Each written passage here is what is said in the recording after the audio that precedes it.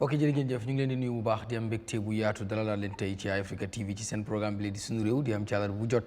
bu juróom-ñeenti waxtu jotee ñu fi toog di waxtaanee tolluwaay réew mi di xool tomb wala ponk yi gën a fës ci biir réew mi ñu koy waxtaanee ñu fas yéene ñëw jukkil leen ko ak suñu jàngatkat yi muy panélistes yi waaye itam dañ fiy faral di ànd ak itam nag suñu gan yi ñu ciy waxtaan tey nag dinañ amal nañ ponk bu am solo boo xam ne dinañ ko waxtaanee ponk bi gën a fës nag ci lu ñu war a waxtaanee tey bokk na ci lu jëm ci attekaay bi muy ndey attekaay yi muy Supreme Court bi dogal na ci atte boo xam ne doxoon na ci diggante nguur gi ak itam nag ki nekkoon auditeur général ci réew mi file muy Modou Cissé moom mi nga xam ne nag dañ ko génne woon loolu tombeloo nag fukki fan ak juróom ci weeru setumbar ci atum ñaari junni ak ñaar fukk ak juróom muy 2025 loolu nag mbir mi ñu yóbbu woon ko ci yoon mu doon dem te nag ci ndeyu attekaay lañ ko yóbbu woon moom mi nga xam ne dañ ko jëlee woon foofu ci fi nga xam ne mooy ci barabu liggéeykaayam ni ñu ko fa jëlee woon nag ku ne ak wax bi nga xam ne yaa ngi ko ci doon rek wax muy lu jëm ci ni ñu ko fa jëlee wax ne takk der yi ni ñu ko fa jëlee ak ni ñu ko fa président bi tamit jëlee ba replace ko ak keneen ànd na ci ak yoonam déet mbir mi nag dem na ci loxo yoon ba atte ndeyu attekaay yi dogal daal di xamle ne ki nga xam ne moo di Modou Cissé moom dañ ko tooñ dañ xëtt sartaam ak xam ak yelleefam loolu nag moo waral ñu santaane ngir ñu delloo ngir ñu jox ko ndàmpaay waaye duñ ko delloo fi nga xam ne mooy ci place bi foofa ci ndàmpaay yi nga xam ne nag wax nañ ne waras nañ ko jox li nga xam ne rek moo di ñeenti millions yoo xam ne ndàmpaay la waaye teg ci itam nag continuer di ko fay li nga xam ne rek mooy payoram maanaam salaire ak bépp allowance boo xam ne lu mu yeyoo la ñu daal di ko koy rek jox waaye salaire ci li nga xam ne weesu na ko ba li nga xam ne teeñoom maanaam fu teeñoom yem nañ ko fay lépp loolu la code bi daal di rek dogal tey nag dinañ waxtaanee li nga xam ne moo jëm ci loolu noonu yëpp ak suñu panélistes yi waaye itam suñu spécial guest bi waaye xam ngeen moom sax panéliste la ci biir kër gi muy ki nga xam ne mooy Abdoulie Bojang ci kanam tuuti dina yegg si fii ci biir programme bi waaye Nyawuru Komma mi ngi fii Glace Cissé Junior moom it mi ngi fii Tabaski Sibi mi ngi fii ak Doudou Dia ñoom ñëpp ñu ngi fii su ko defee rek ñu nuyu leen bàyyi leen ñoom itam ñu nuyu waaye dina am mbir moo xam ne dinañ ko waxtaanee wala sax Nyawuru dina ci indi dinañ ko ci laaj mu wax ci lu jëm rek ci immigration yi loolu itam ci ab scandale boo xam ne ñu ngi koy ruumandaat lu jëm ci rek ci ay gaal yoo xam ne des koy rek teg loxo muy gaal yi nga xam ne rek mooy yu ñuy jëfandikoo di ko demee fi nga xam ne rek mooy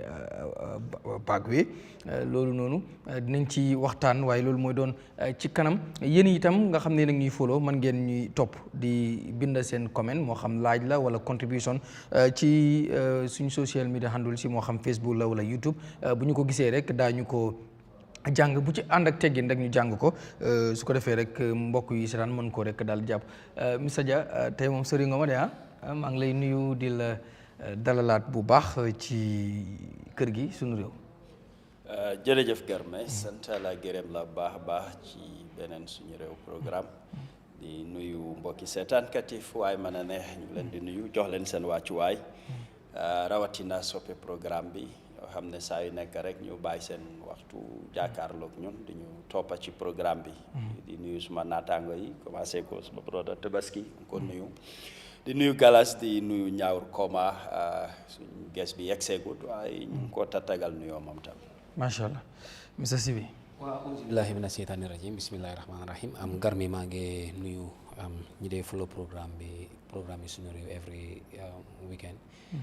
every week sorry di nuyu suñ mbokki Gambien yi nekk si diaspora bi di nuyu Gambien yi nekk si réew mi li ko dooree Kombo be Koyna di nuyu suma mbokki panélistes yi suma brother Doudou Dia Galas Baye Mbène di nuyu Nyawuru Komma aka Nyawuru Komma di la nuyu yow mi Garmi di nuyu Lamine mi nga xam ne su ma ko nuyu mel na ni nuyu naa di entire staff of Eyeafrica TV Garmi tam di nuyu ñi nekk si lopitaan yi ñi seen yaram yi sutante di leen ñaan suñ borom delloo leen seen kattan di fàttali ko tam ñi nekk si kaso yi Garmi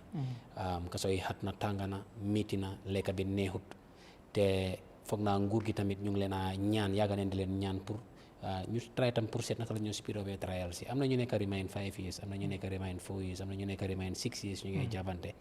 ba léegi yoon mënta am àtte bu leer seen kaw pour ñu dellu seen kër yi wala ñuy bu leen mayel tu am na ñun tëj tamit loi bi amaana dañ jàpp ne ñoom ñoo tooñ wala ñoom ñoo nekk si yoon ñu ngay ñaan nguur gi ñu mun a am yokk a judge si speed up trial si parce que gis nañ ne soo gisee trial si day delay because justice delay tam ñu ne justice denial dafa mel ni human resources bi nekkut fa so important na tamit ngay invite commonwealth bi su fekkee ne dëgga capacité bi nekkut fa pour mun a speed up trial si foog naa loolu tamit war naa nekk beneen fànn bu gars yi war a mun a gestu tamit pour speed up trial si parce que Garmi right now nii foog naa mile 2 10,000 la day jël but I can tell you for a fact right now nii mile 2 dafa overcrowded te nguur gi war na see jël matuwaay waaw war na see jël matuwaay yu taxaw pour mun a seet tam ñi fa nekk ay Gambian leen doomi réew mi leen amaana am leneen moo leen dal wala moo leen dab ba li leen si fekka leen si umput kenn kaso yi yonent yi sax dugal leen loon si kaso umput kenn te ñun nag ñu ngi ñaan yàlla nañu kumpa waaye li fa nekk tamit kumput ñu ngi yëg li fa xew ak lan la Gambien yi fa nekk dee go through ak seen jànkolanteel ak seen miti waaye gum naa ne loolu nguur gi moo si gën a mun a am doole ni ñoom ñoo fa nekk ñu ngi leen dénk ak kees suñ mun a yokk seen budget yi Ministry of Interior pour mun a seetam prison bi tamit naka la ñoo yokkee seen living ak seen standard tamit ak judiciary bi tamit gën a yokk a judge si ñu mun a seet naka la ñoo gestoo tamit ñi nga xamante ni seen cases yi ñu ngi drag for 5 6 7 8 years kaso bi dafa overcrowded Garmi xam naa loolu war nga koo def programme nga invite prison ñu gën see mun a waxtaan parce que ñu itam ay Gambien leen yi macha allah am na solo Galas Bambe ñu ngi lay siyaare di la dalalaat am nga exemple bi moo la téye woon jamono yooyu moo tax ñu gëj laa gis waaw ma ne noonu la demee nekk moom because moom dañuy yónni yaakamti ñu sakatuma suñ papa Nyawuru waaw noonu la demee suma papa toog nii suma boor tey moo tax tey moom tey li ma neex rek dama ko foog naa tamit lu bari duma si fekka ñu ngee nuyu ñëpp di jiital suma nuyu suma koto Dudu Dia di ndokkeel si bi di ko nuyu di ko ndokkeel si congrès am bi mu def Brikama mu nekk ak loolu tamit loo xam ne tamit lu mucc ayib la because dëkk moom soo fa nekkee rek nekk ndaw am loo xam ne nii tamit daf la war ba bit nga nekk si baax na tamit pour ñu la wax tamit waaw góor ba pare tamit di la nuyu yow tamit di nuyu Nyawuru ñoom tamit di leen ndokkeel si alliance bu am solo bi nga xam ne waa UDP am nañ ko tamit ak waa PPP mu nekk loo xam ne nii képp koo xam ne nii nekk nga si kuje politique bi nekk si opposition tamit su fekkee ne tam bëgg nga tamit ne Gambia demee through opposition tamit ne loolu lu la neex la moo nekk di si ndokkeel Nyawuru di si ndokkeel tamit the entire UDP executive di sympathizers and the militants di jël tamit nuyu bi rek di ko teg si borom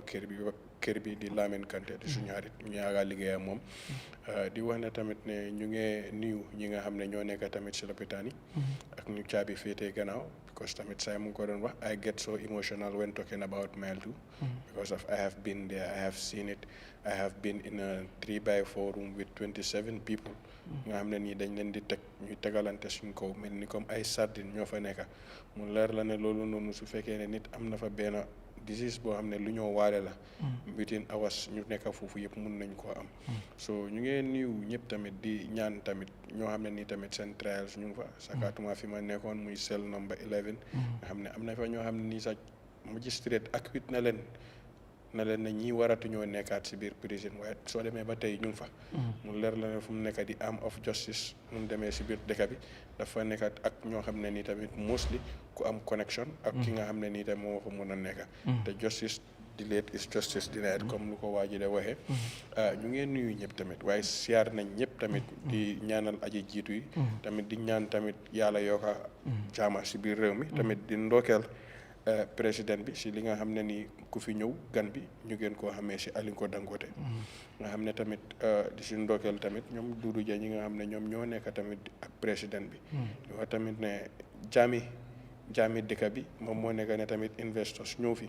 youth yi ñu am employment dem kanam tamit mu mun a am si dëkk bi because tamit fu soo xamee ne tamit fii nga dëkka xamuloo feneen naataange dëkk bi moom moo naaka naataange ñëpp di wax ne tamit 2 billion boo xam ne ni it Dangote pledge na ko pour mun koo am tamit pour def si biir dëkk bi ñu ñaan tamit ñëpp ne tamit su ñëwee rek ñu teg ko si yoon ak koo xam ne nii it fu nekka fu waay nekka loo si war a jot mu nekk sa waala mu jot nga jot ko si so loolu la amoon pour wax. jërëjëf Mr. Komma Nyawuru. bismillahi rahmaani rahim di commencé nuyoo bi si caméraman yi ak technicien yu nekk si gannaaw programme bi ñu dee ta askan bi ak adduna bi di ñu gis di ñu dégga di la jaajëfal yow sa boppam yi xoos bi Garmi di nuyuwaale di entire management of Eyeafrica di nuyu nekk home and diaspora comme gars yi nañ ko waxee di nuyu ñu nekk si kaso bi di nuyuwaale ñu nekk si lopitaan yi ak ñoo xam ne seen yaram neexul ñu ngi si kër yi di leen ñaanal yàlla may leen jaama yàlla may leen seen bopp ak wér gu yaram because adduna moom nit ku wér moo mën a def lépp waaye ku wérul moom talut leneen lu dul wér gu yaram soo di jaajëfal ñëpp ñuy seetaan rek programme bi saa yu nekk comme ni ma ko dee wax suñu réew la dañ ko pencoo duñ ko paccoo jërë ngeen jëf jaajëf ñu ko di leen nuyuwaat rek bu baax comme ni ñu koy waxee rek si bi daf koy def every day wala every programme te ñun sax dañ ko war di def mooy nuyu ñi nga xam ne mu ngoog suñu gan gi ngeen gis muy dugg noonu tey duñu wax gan sax suñ fii la bokk muy Abdoulie Bojang yegg si na léegi waaye comme ni ma doon wax rek si bi always noonu la koy waxee di nuyu ñi nga xam ne ñoo nekk Mile 2 Central Prison dafa am solo because dañ fa am ñoo xam ne dañuy bàyyi xel bu baax a baax dañuy bàyyi xel Eyeafrica TV bu baax a baax dañuy yóbbante tamit li nga xam ne itam mooy ay nuyoo yooyu tamit lu am solo la kon nag lu ñu war a mën a gën a mën a bàyyi xel la tamit ñu ngi leen di nuyu bu baax am na ñoo xam ne comme ni ñu ko waxee rek kaso am na ñu def am na ñu defut te itam du am na koo xam ne sax li mu def mën na ñàkk tey sax lu mu def dugg fa waaye ni ko yoon di demee waaye ni ñuy wax rek mooy képp koo xam ne def nga wala defuloo ñu dugal la fa nattu la yàlla na nattu bi teggeeku di nuyu ñuy béggee ñëpp ñu ñuy nuyu ñi nga xam ne waxuma sax ñu nekk Mile 2 Central Prison ndax léeg-léeg nga dugg ci marché gis ñu lay nuyu di la wax ne dañuy topp suñu réew nuyul ma Galas nuyul ma Sibi nuyul ma Nyawuru nuyul ma Doudou Dia nuyul ma Bojang nuyul ma kii yàlla xam na ko doo dem fenn foo xam ne rek duñ la tudd ci sa panéliste yi ñu bëree bëri léeg-léeg sax ñu code ay vidéos di la ko sénaat mu tax léeg-léeg da nga daan dem ba yaa ne waaw dañuy code suñu vidéo yi yàkkamti ñu ko publish waaye da ngay dem ba understand ne yow léegi mënutuloo si dara faaw ñoom tamit ñoom ñu mos ñoom liñ ci mën a am so anyway di leen nuyu yéen ñëpp fu ñu mos a jaar nit woo ñu fa rek xamal ni buñ mënta wax sa tur sax nuyu nañ la ak foo mënti nekk ak ñi nga xam ne tam xëy na bëggoon nañ ñoo gis wala wax ñu mais bi luñ fiil ci suñ panéliste Nyawuru wala si Galas wala ci Sibi wala ci Bojang wala si Doudou Dia te amuñ that opportunity ñu ngi leen di nuyu bu baax a baax Basse Bansang Mansa Konko Birkama fépp daal fépp di nuyu tamit waa Pancang Kalang saare Moussa Thiendou dëkk ba sa ginnaaw njaw mi ngo Mr Bojang kontaan nañ trop am la tey ci suñu réew ñu war a waxtaanee topic bu yu am solo bokk na nag ci lu jëm si former auditor général bi nga xam ne jëlee woon nañ ko place am ñu bari jàpp ne nuñ ko fa jëlee du yoon ba mbir mi ñu yóbbu woon ko ci Supreme Court bi waaye àtte bi dogal na balaa ñu lay laaj suñu first question ci suñu topic bi parce que yow lañ koy njëkkee dañ lay bàyyi rek nga nuyoo ak ñuy seetaan su ko defee ñu doog a dugg ci waxtaan bi. jërëjëf Garmi kontaan naa ñëwaat waxtaan ak askan bi yëpp maa ngi nuyu suma boode si yëpp ñu fi nekka di nuyu tamit suma fellow party member mooy Tobaski kontaan nañ Galas kontaan nañ Nyawuru boode Nyawuru yow sa boppa of course boode Doudou Dia It has been a while, but it's a pleasure to be back to discuss on national issues. And I apologize seriously for late coming. It's okay. Right? Yes. Thank you so very much. Quickly, ñu ñëw gis nga lu fi xewoon ñu xëy benn bis rek ñu gis ne there was a cabinet nuñ ko mini reshuffle maanaam amoon na yenn changes yu ñu defoon ministre of defence bi ñu jël ko yóbbu ko si mu nekk ministre of foreign affairs ñu génnee ki nga xam ne mooy ministre of trade yóbbu ko si defence bi ba pare nag jëlee wax ne auditor général bi lañ jëlee fa pour yóbbu ko mu replace ko trade ki nga xam ne moo nekkoon internal audit ñu yóbbu ko fi nga xam ne mooy mu nekk di auditor général bi ñu demee ab diir ñu gisaat am benn page bu bind ne auditor général bi muy di former auditor général Modou Cissé nanguwut li nga xam ne mooy dat offer coow li nag juddu ci ba benn monde ñu wax ne dafay jógee ci place am ndax ab government bi appoint na li nga xam ne mooy another ku koy replace ba pare because government bi li nga xamle woon mooy auditor général bi nangu woon na li nga xam ne mooy dat offer waaye ñu dem mu ceeñaat maanaam mbir mi dem ci yoon mu yàggoon lool nag doom trial bu ba yàgg dem ci talaata ji muy démba ki nga xam ne mooy judge si muy Supreme Court judge si atte nañ dogal ne niñ ko génnee dafa xëtt sartaay ndey réew mi muy constitution bi maanaam méngoowul ak constitution bi méngoowul ak li nga xamante ne mooy sarta yi yu ngànk sax li nga xam ne mooy doxalinu muy di auditor général bi ci boppam tey yow ban jàngat nga ci am buñ gisee ne tey government bi ñàkkaat na beneen case maanaam bii du guléet government bi di ñàkk case ci digganteem ak citizen ji waaye tey mu ñàkkaat case ci digganteem ak beneen citizen ci biir réew mi muy di former auditor général léegi code bi lu mu àtte mu daal di xam le ne duñ ko fa delloo ndax du nekk intérêt réew mi ndax diggante bi rattaxatul ci diggante moom ak exécutif bi waaye nag lépp luy ndàmpaay muy compensation nañ ko jox te nañ continuer di ko fay salaire dalee ko ci fiñ ko jëlee foofu ba teeñoom di jeex nan ngay analyser lii nii yëpp Mr Bojang. jërëjëf su ne dañoo wax léegi nii ñu dem si yàlla dégg rek la ñoo wax government bu ñu am Gambia right now government maa tey la government ñoo tey jànguma waaye dégg naa ñu jàngane jullit dégga snake how do you call it jaan du la matta ñetti yoon si benn pax sa jullit yaa dafay mànce mooy ngay def lii nga am si problème nga defaat nga am si problème nga defaat nga am si problème façon jullit boobu noonu sa jullit yaa dafa mànce kon si sa wax bi nga ne nguur bi te ñun yëpp xam nañ ko séede nañ ko fii ne nguur mu ngay dem di ñaaka kees nguur mu ngay dem di ñaaka kees loolu mooy gars yi dañ dee def lu ñu bugga def irrespective of what is going to be the outcome ñooñu lu ñu bugga loolu la ñoo def mooy faalewuñ métiti Gambien yi faalewuñ coono bu Gambien yi di daj in terms of xaalis bu Gambien yi di dajale pour ñooñu mun a yóbbu nguur ji yóbbu bu nga xam ne dafay benefit askan bi so loolu Gambien yi war nañ ko understand si nguur ji nguur bi dafa toll fu nga xam ne maa tey te maa tey jurut nit dara lu dul ñaawteef lu dul delloo ñu gannaaw so loolu war nañ ko understand su ne benn yoon la ñaari yoon we can understand but more than 3 loolu lu mu jur mooy nguur bi léegi faalaatuñ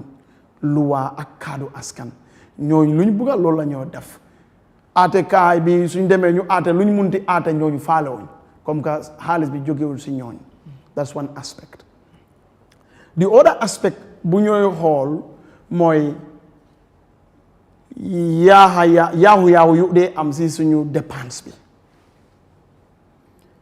first case bi understand nañ ne nguur bi dafa jël yeneen lawyer yi yu nga xam ne private practice lañ nekk nga xam ne ñooñu liggéeyuñ nguur mu fay leen gisuñ fenn fu nga xam ne loolu noonu président bi moo ko war a fay wala speaker wala minister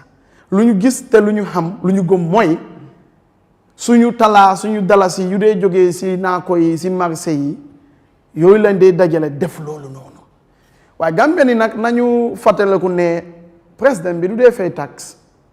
gis nga ñun compine bu ñu am Gambia nañ ko gisee compine boobu noonu every Saturday dañ dee def teg ku ne nga jéene $10 $50 wala nga teg waaye njiit compine boobu noonu moom du dee teg ñu sas ko ne ok yow doo teg waaye nag lu ñu teg ñu jox la ko da nga ko war a doxal ak suñu sarta yi njiit boobu ne déedéet du ma def loolu noonu li ma ne laay def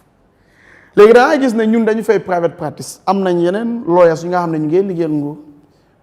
ñu fay private practice ñëw bokk ak ñooñu noonu ñooñu am nañ fay ñu ñëwaat musuma dégga ne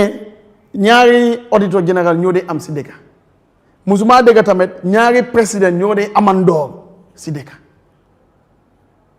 te ñooñu nepp ñun ñoo leen ay dépense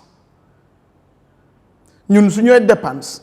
benn auditor lañu bëgg a dépense ngir benn auditor la loi bi recognize du ma lawyer waaye musuma dégg ne Gambia dañu war a am ñaari auditor général at the same time député ak directeur internal am nañ loolu noonu waaye comme auditor général ñaar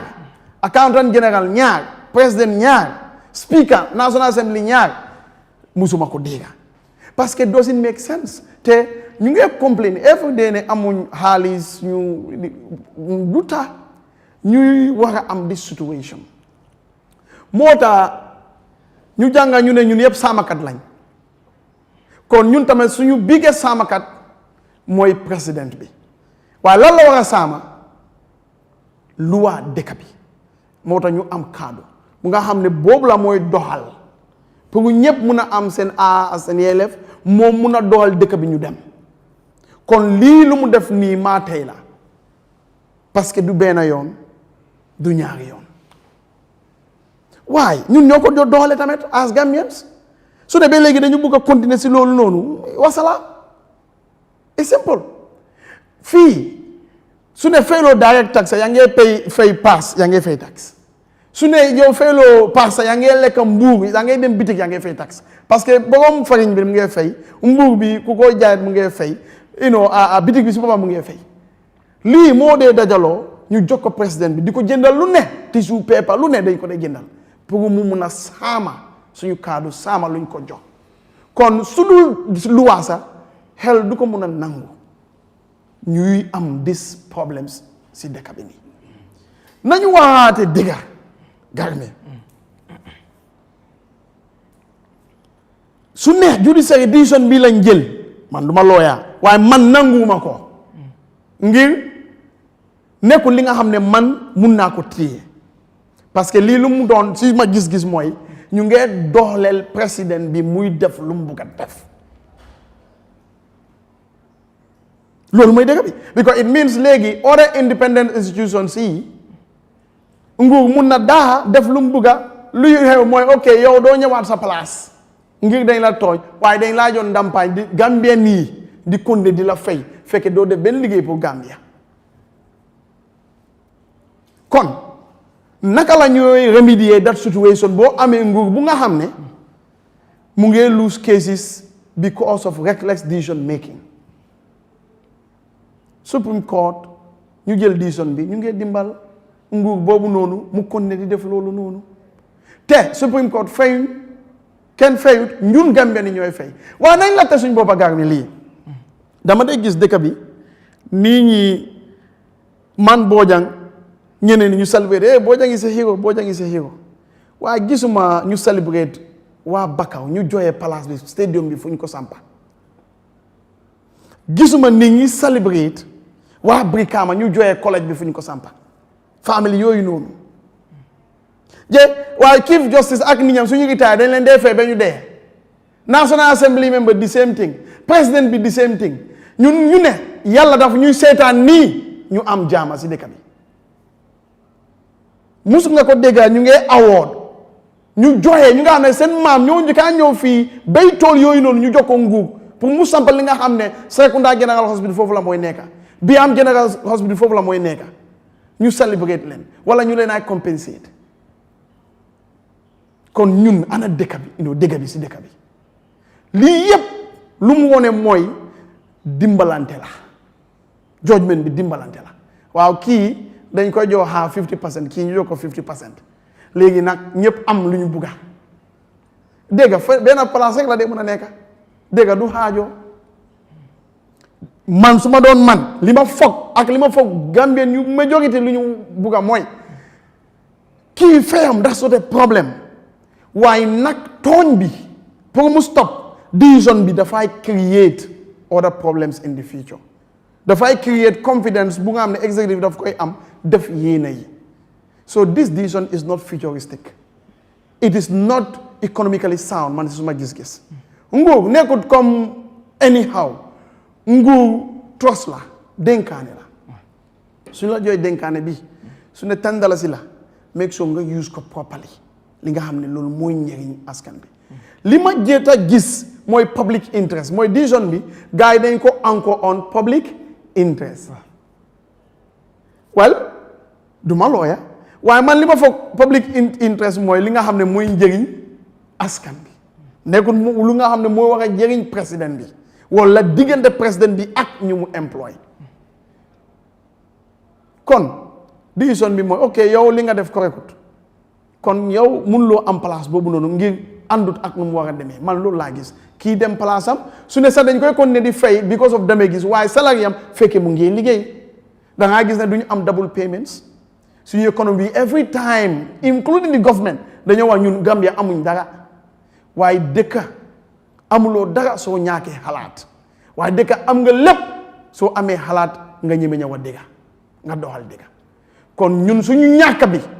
fu mu dooree mooy ñaaka xalaat ñaaka wa dëgga waaye dëkk bu am loolu rek am na lu nga xam ne loolu moo ko yóbbu fii mooy wax bi dëgg bi suñ ko waawut suñu bëggee ñu am lu Saudi Arabia am duñu mun a dem suñu xalaatut duñu mun a dem ngir xalaat bi ak dëgg bi ak bugg sa dëkk mooy tax nga mun a yóbbu dëkk bi so suma xel bu gàtta bi ma foog ne in my opinion decision bi dañu bugg a go to the middle ground ñaaka anga di président jokki ndàmpaañ man noonu laa ko gisee waaye nekkut def li nga xam ne ëllëg si biir kenn du defaat. lan nga gisee comme some of ñi nga xam ne ñu ngi ànd ak nguur gi wala ñenn ñi wax ne comme it is a win for democracy comme gis nañ ne state bi ñàkk another case loolu dafa wane rek ne Gambia démocratie bi dëgër nag nanga yow noo gisee loolu. It's a win for dictatorship. It's a win for carelessness. It's a win for recklessness. It's a win for waste of state resources. loolu mooy dëgg bi. démocratie mu ne majority. décision bu président Barrow jël su ñooy wax dëgg rek next minute ñu ngi dem suñu baamel xam nañ ne majority of Gambian xam nañ ne ñun wax nañ ko fii ñeneen ñi wax nañ ko fii ne décision bu mu jël correctut si daaxa bi kon su ne démocratie mooy majorité ñu bari ñu ne la lii correctut nga ne is a win for démocratie loolu amul dëgg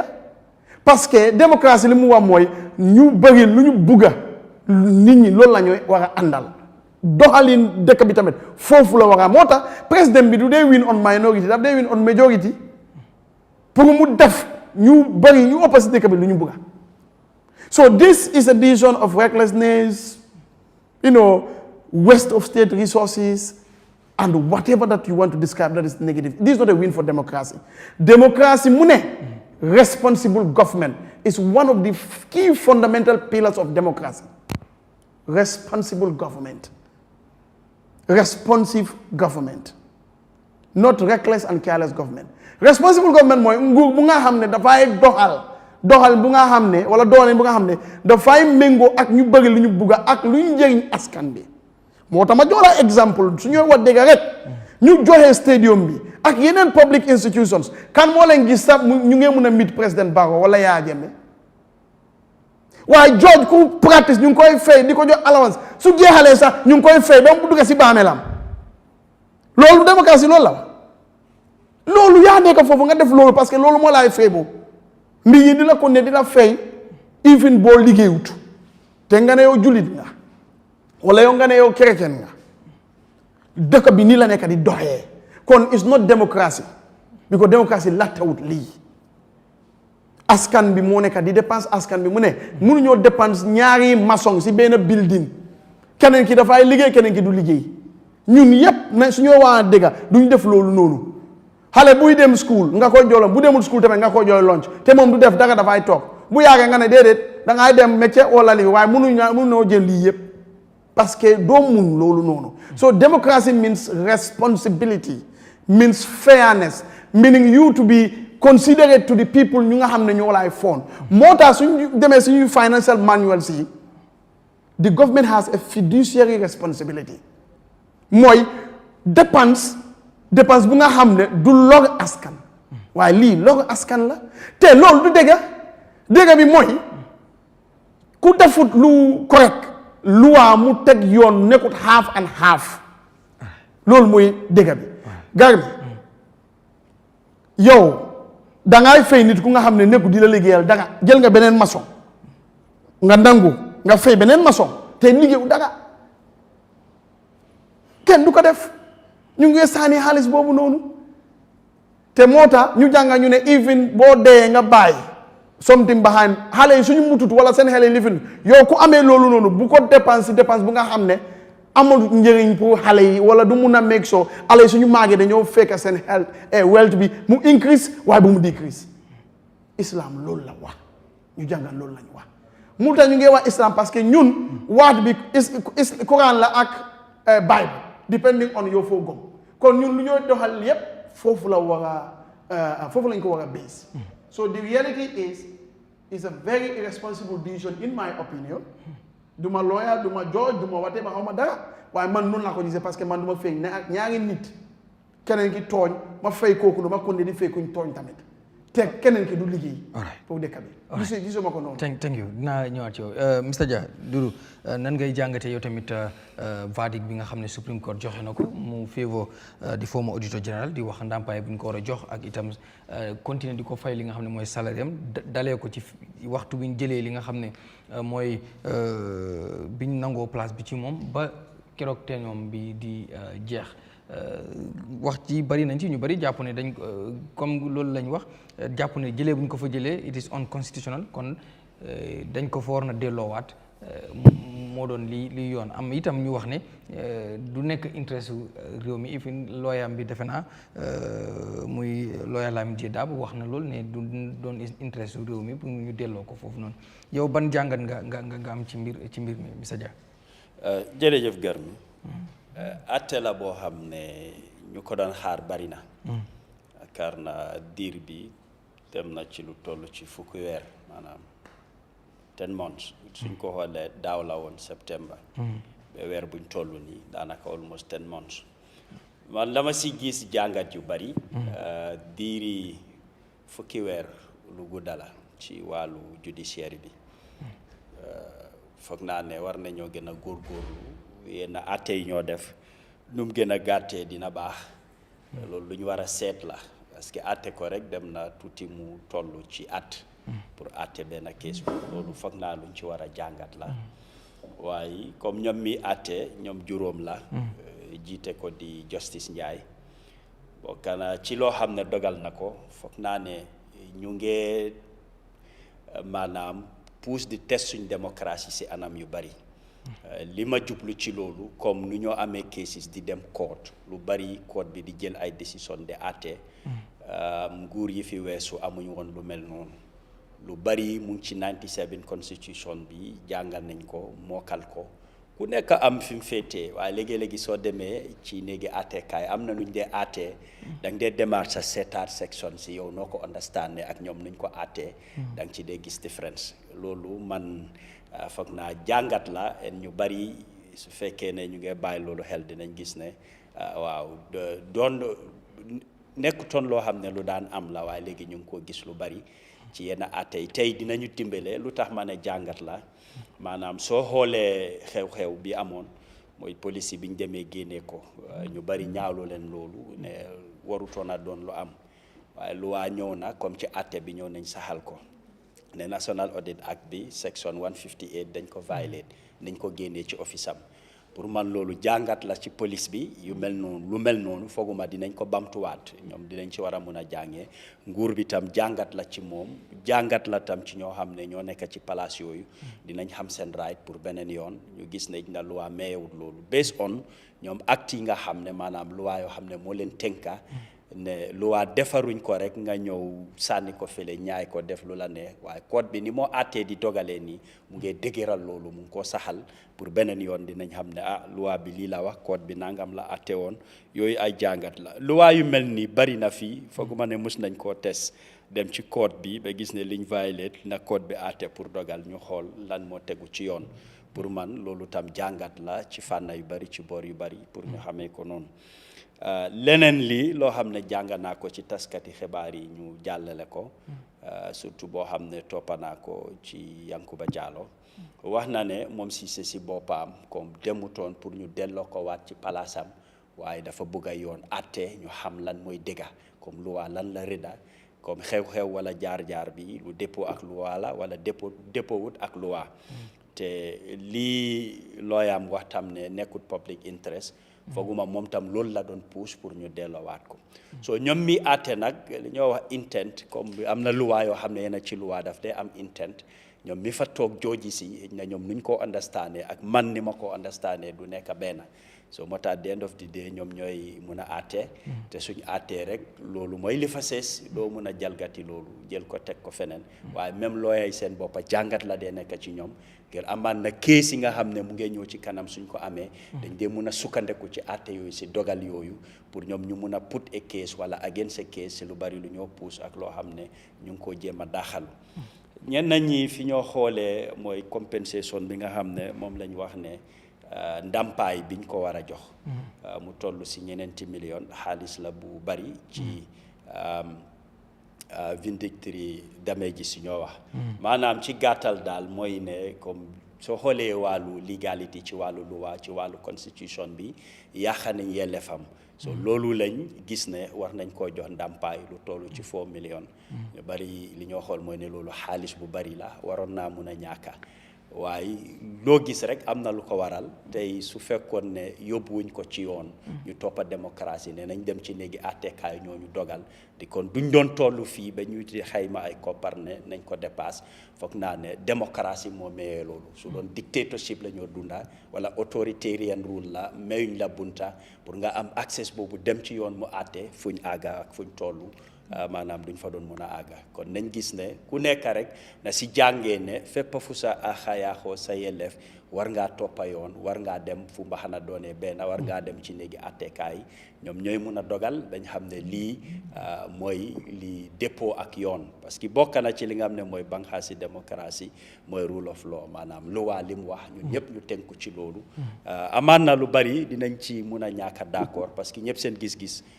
du dee nekk benn waaye ñoom mi nekk ci boppa bi ñoom la luwaa ranga jox leen doole bi ba yu bari suñu àttee teral ko ñun duñ ci mun a génn mun nañoo bañ ci ay kàddu mun nañoo bañ ñu fippu ne d'accorduñ waaye luwaa moom su redee ñun ñëpp moo ñu tënka loolu mooy doon loo xam ne moom mooy mujjee ci mbir mi leneen li mooy léegi-léegi code bi ni moo àttee li ma wax rek intent daf ci dee bokka soo gisee yéen ay mu teg ko loo xam ne ci wàllu luñ ko fay ne li passé li weesu loo xam ne depuis jamono bi moo dem ci àttekaay te liggéeyut ko génne nañ ko palaasam ne yëpp nañ ko fay ba pare ñu teg si 10% interest teg si loolu tam li des ci diir ba fi moo mun a demee mu retire salaire dafa bugg di ñëw loolu yëpp li ko waral mooy li yaaxee yelleefam loo xam ne dëppawut ak téere réew mi charta réew mi lim teral loolu foog naa ne lu bari yeete la ci nguur ci ñi nga xam ne police bi ak ñu yore banxaas yooyu pour yéena yoo xam ne def nañ ko njuumte la ñu war see mun a fexe ba du amaat man dama gëm ne léegi comme code bi loolu moo tax mu dee joxe yenn ndàmpaay yi pour gis ne lii duñ ko bamtuwaat yu mel nii du fi war a mun a amaat parce que soo ko defee mu yomba tam pour ñu defaat ko wala nga jëlaat jéego yu mel noonu daf dee nekk loo xam ne lu yomba la waaye soo tegee yenn mbir yoo xam ne lu tar la mooy mun a prevent yenn jaay doole yi yenn yoo xam ne xaddi sarta yaaxaluwaa pour rek bu mu mun a teguwaat suy am ci leneen la moo nekk waaye loo xam ne àtte nañ ci ba def si judgment ba pare foog ma ne dinañ ko war a bamtuwaat wala delloowaat ci bunta yooyu ñu bari si public opinion nuñ ko gisee ñu ngi seet kan moo ci am ndam ndax ndam la fii wala ndam la fere waaye pour man jàngat yi laa gis ne lu ñu war a bàyyi xel la ne lu am solo la ngir ne lan ñi xamutoon xam na ni nga foge woon luwaa bi wala noo jàppee ne noonu la ak ñoom nuñ ko aatee ute am na ci nañ jël lesson yi ñu gis ne pour ñëpp muy nguur bu fi nekka beneen nguur bu war a ñëw ñoom mi nga xam ne ñoo yore wàllu autorité ci wàllu police bi ñi nekk di liggéey à civil servantam ñu xam seen yelleef daf leen di gën a ñaax ñu gis ne am na fuñ mun a wéeru am na fuñ mun a jooyee su fekkee ne yéen ay dal na leen wala mu fekki leen ci dina am fuñ mun a dem pour man li yëpp flexibilité bu ko ici mooy démocratie la ñoo dunda loo xam ne nguur si boppam dafa yóbbu kees mu ñàkk a kees li code bi àtte ne nangam moo war a am loolu is part of démocratie am na ay réew yoo xam ne yu mel ni amu fa tolluwut fa nit ñi fa dëkkee bugga nañ ko waruñ koo mun a am pour man ñu ngi consolider démocratie bi ñu am duñ ne dafa perfect wala mat na o lii lañ soxla war naa gën a mun a yokku war naa gën a mun a yaatu waaye comme code bi jéego ak dogal yi moo jël nii dafa isi jàngaat yu bari ci mun a wecci sax yenn doxalin yoo xam ne ñu ngi koo def mi ngo Sibi yow it lan mooy say jàngat ci case bi muy atte bi def na dogal nañ ki nga xam ne mooy Modou Cissé jël am na ndam ci kaw nguur gi ci ne niñ ko fa jëlee méngoowul ak yoon te code bi itam dogal na ngir ñu jox ko ndàmpaay ak li ci xew yëpp ñu bëri jàpp ne itam li code bi santaane dafa seer lool ci réew mi fayandoo ñaari auditeur général beneen bi moom du liggéey dafay toog kenn ki di liggéey ak yi ci xew yëpp am ñu ko gisee itam nekk it is a win for démocratie nangam ak nangam yow ban jàngat nga ci am ci situation bi dalee ko ci bañ ko appoyé nangu na nanguwut dafa nangu woon mu mujjee bañ mbiri dem ci code ba code bi àtte dogal ak yëpp yow noo koy jàngatee. waaw Garmi xam naa ne affaire yëpp dafa delluwaat si kan moo eligible pour appoint foog naa président bi moom la tiré réew mi di constitution jox doole pour mu appoint any auditor general beneen mbir mi moo nekk si foog naa section 158 2 wax na ne foog naa teg set na président bi pour su fekkee ne war naa mun a génnee nit si position bi what are the requirements ba pare foog naa 158 subsection 5 tamit explain na ne nit ki dafa am sarta yoo xam ne su ko yaaxee président bi war na ko mun a replace wante soo demee si di same loi boobu noonu bi teg sarta yi foog naa soo seetee sarta yi nga xam ne moo nekk section 158 subsection 5 foog naa auditor général bi nga xam ne dañ ko génnee amul benn boo xamante ne ni yaaxa na ko because benn bi he is not ill minded nekkut koo xam ne dafa am feebari xel ñaareel bi amut fenn foo xamante ne ni government bi bil na case through the anti fraud or SIU pour investigate any misconduct boo xam ne jotoon na koo def understand so foog naa ne yii nekk na mbir yoo xam ne loolu si loolu la nguur gi waroon a sukkandiku au président bi pour ko mun a génnee si bureau bi mu nekkoon bi ko Gambie ni dénka beneen bi moo nekk tamit Supreme Court judges yi def neen seen liggéey amaana man suma maas gi I was not satisfied with the ruling te am naa every right to say so because at the end of the day coow li li ko indi yëpp lan moo indi coow li mooy audit findings yi nga xamante ne ni moom defoon na ko because soo gooyee back to the merits of the case bi problème bi amee mu yóbbu Adama Barrow si yoon si mérites yi nga xam ne yooyu lañ sukkandiku muy evidence yi nga xam ne moom lañ sukkandiku pour def àtte bi wane na ne moom si yoon la nekka te moom si biir code bi yan wax la fa wax na ne bi mu nekkee di audit Central Bank ak bi mu nekkee di audit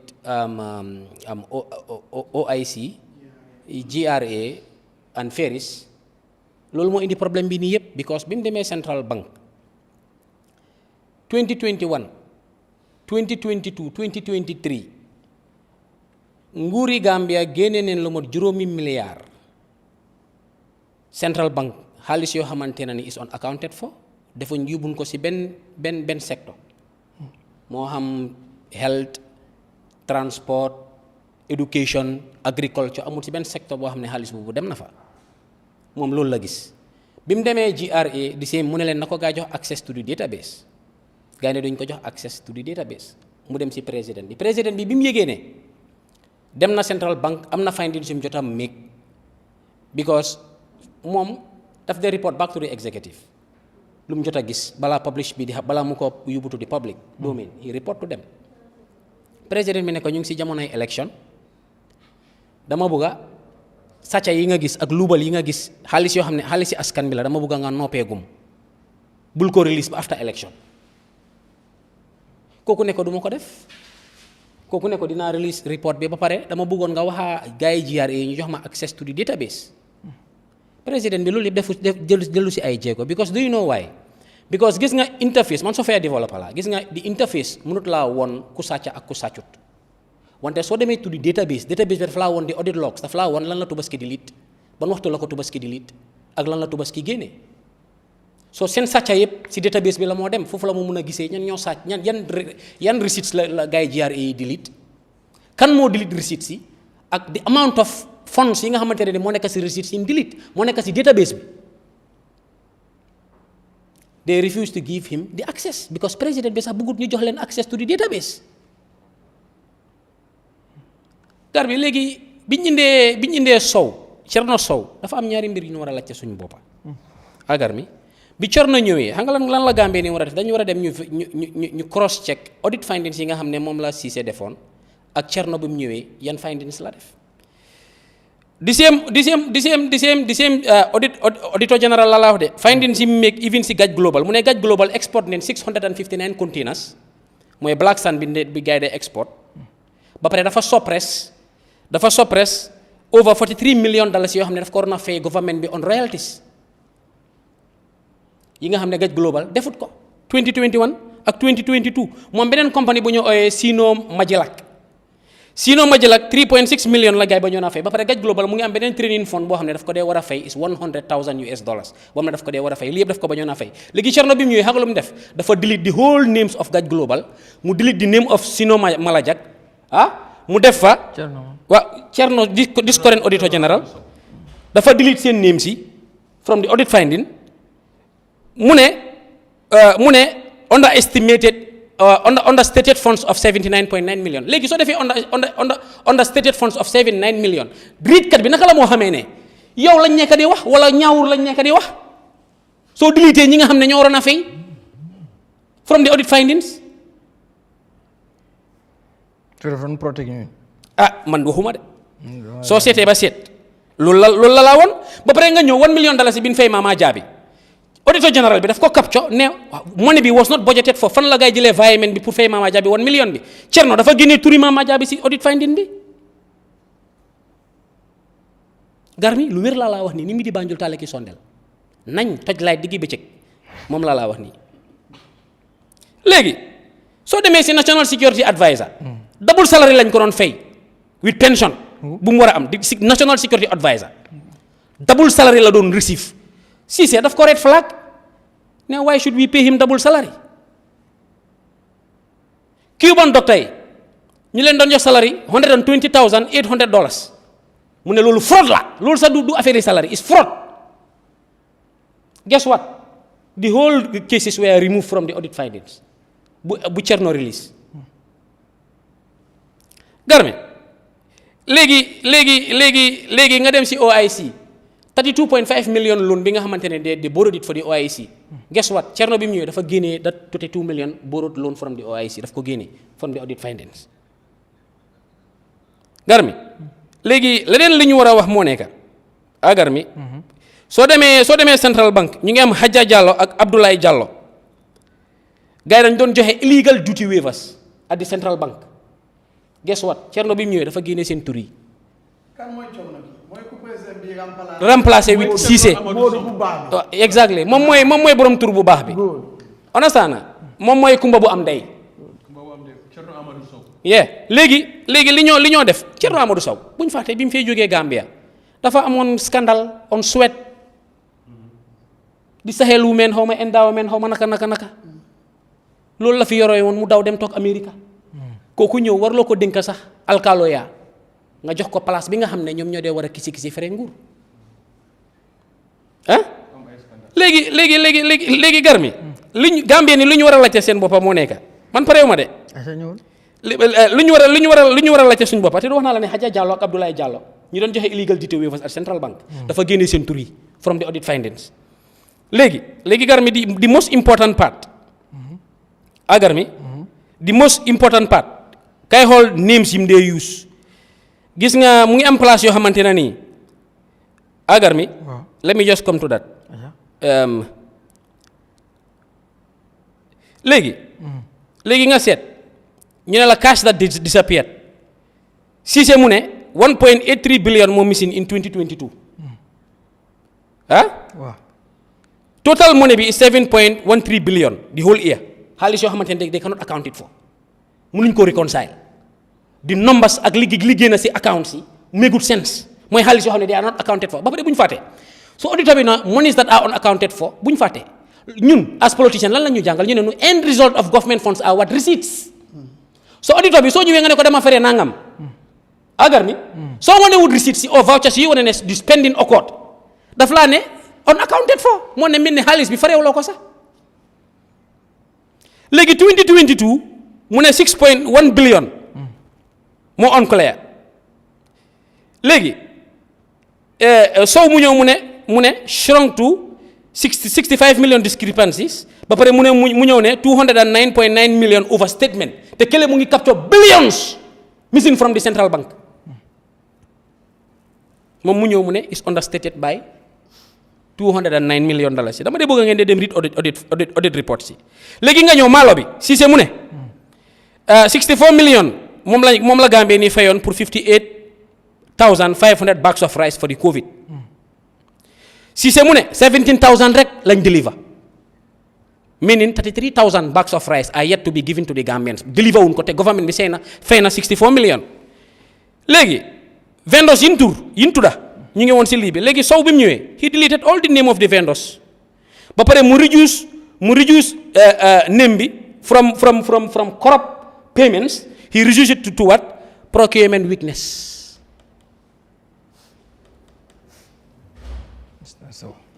so lii moo tax président bi si boppam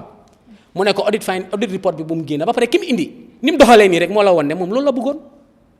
dafa bëggoon suñ ne nguur gi sàcc na juróom-benni milliard te milliard bu nekk mooy junne million 1000 million waaye 1 billion moom bëgg na 6.3 billion ñu report ko as 209 million understated dafa laa woon rek ñoom ni mbir yi demee nga gis Gaj Global koo xam ne mu ngi war a fay royalty to the government yaa ngi export 659 containers nga war a fay government bi 43 million dollars yi royalties nga ne doo ko fay ñu capture ko Cissé capture ko si audit finding bi sow bi mu ñëwee mu delete tur yooyu yëpp loolu moo am ñoom lii lañ bëggoon koo xam ne soo sàccee alali askan bi soo ñëwee da nga koo downplay ñoom da nga koo defee noonu ni nga ko bëggee ba pare bu ñu fàtte boro bi mu ko ooyee ne ko dama la bëgg a def ministre lan la wax mu ne ko moom soxlut pour nekk ministre but guess what ñu forcefully remove ko ba pare police force bi dañu war a xam ne Gambia police force they are here to serve the people and not the executive bi nit ñi ñoo leen tànn ñu teg leen fa pour ñu manage ñun suñu affairs which we are the majority of the Gambian population Gambia not to serve selected few ñi nga xamante ne ñun ñoo leen tànn teg leen fa they should work in the collective interest of the Gambians wante su fekkee ne yow tey président dafa willfully maatee la def mu daaxa di auditor général tey ruling bi ne kooku dañ ko war a jox ndàmpaay ñeneenti million kooku dañ ko war a jox salary ba time bu contrat gam bi di war a jeex mu delluwaat si lu Bojang doon wax rek ne ñu ngi am ñaari auditor général léegi because yaa ngi fay ñaari nit di same salary di same benefits la ñu receive léegi yow nga ñëw xaalis boo xamante ne tey moo waroon a dem si lopitaan yi yaa ngi ameel nawet yaa ngi ameel Senelec ñaata million mënuloo koo fay xaalis bi waroon a dem si lopitaan yi wax noppi yow léegi nga ne yow sa mistakes ñun Gambien yi ñun ñooy bear di hard end of it so Garmi daf laa wone rek ne nguur gi mënuñoo yore mbir yi ba pare bu ñu fàttee section 63 of the constitution moom moo ne président bi dafa am oath of allegiance bu mu dee war a make su dee jël réew mi lan la wax he will protect the law and the supreme laws of this land which is section 63 of the constitution léegi man leen rek lay wax mooy ndax ñun dinañ xam léegi ndax am nañ serious parliamentarians ndax ñun lii lañ amee ay zimba ak ay playkat yi ay werentekat si bantabaay because su fekkee ne serious parliamentarian lañ am man gëm naa ne they will imply section 67 which is the impeachment process of the president himself. Because president bi si boppam moom moo nekk the savior of the constitution kooku su ñëwee mu willfully def lu ñu ooyee misconduct deliberate misconduct kooku dañ ko war a impeach lan la ñoo xaar lan la parliamentarian di xaar pour oote extraordinary session or emergency session pour table this issue this court ruling man gëm naa ne loolu moo war a xew binda seen petition 30 or half of them ñu yóbbu ko to the parliament they table it and see what are the next proceeds towards impeaching the president even though di soo ko waxee ñeneen na election is just at the corner but they should also test the parliamentarians suñ parliamentarians dañu war a commencé liggéey boobu noonu pour wane ne président bi he is not above the law te court si wane nañ ne he is not above the law he is not the same loi bu ne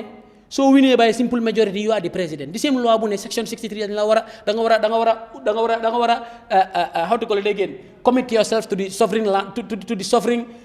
day-to-day running of this country the administration of the presidency muy section 63 man foog naa ne loolu loi the same loi bi ko wax the same loi boobu noonu tamit moo ne soo ko yaaxee loi yi dañ la war a teg si yoon soo léegi minute ne Garmi man kon tey mun naa génn rek ma eno xari jàmbur suñu waxee man ñu ne dama tooñoon naa compensé borom kon Gambia dafa nekk lawless land tey doo nga gis doomi jàmbur bu sàccee béy mu yaxal loi bi wala nga sàcce ganaar ñu bu la mayel 4 years yow président bi mu make a big blunder to the constitution léegi dañ ko war a bàyyi nii rek mu dem waaye loi bi moo ne su comité misconduct willfully te lii daf laa woon ne he did it willingly and willfully because su ma la ne he did it willingly and willfully the attorney general is the chief constitutional advisor to the president leer na ma ne balaa moo def lii yëpp seek na legal advice from the attorney general so moom tey su waree dem def liggéey boo xamante ne nii wala mu def loo xamante ne nii ëllëg koo xamante ne you are the number one citizen of this country ku nekk war a yaaxal loi bi ba mu des président ni réew mi wante dafa delloowaat rek si li ma daan wax ne daaxum ganaar suñu la si yóbboo kaso emuloo si gis léegi attorney general auditor general yóbbu na ko mu attorney general bi si court wane nañ ne daaxum ganaar suñu la si yóbboo kaso emuloon si gis emuloon si gis sàcca yu mu doon bëgg a nuba tey feeñ na. thank you Galas nan ngay jàngate yow tamit case bi defe naa yéen sax case boobu on the 9th la ñu war a si ngeen war a xam ndax yéen it lan mooy doon seen féet. wala yow bokkuloo si wala sa gaay la woon. man suma gaay man may suma gaay yi. waaw sa gaay. man mënuloo wax gala man nga génne. donc nga génne aca nan ngay jàngatee case bi because maa ngi gis ñenn tamit ñuy wax naan waaw gala vindicate nañ leen ndax ñoom ever since waxoon nañ ne that was unconstitutional nangam and then li xew ni situation bi yëpp yow ban jàngat nga ci am. man jàngat bi ma si am moom moo nekk. During the Supreme Court ruling, yesterday was a very dark day for our democracy.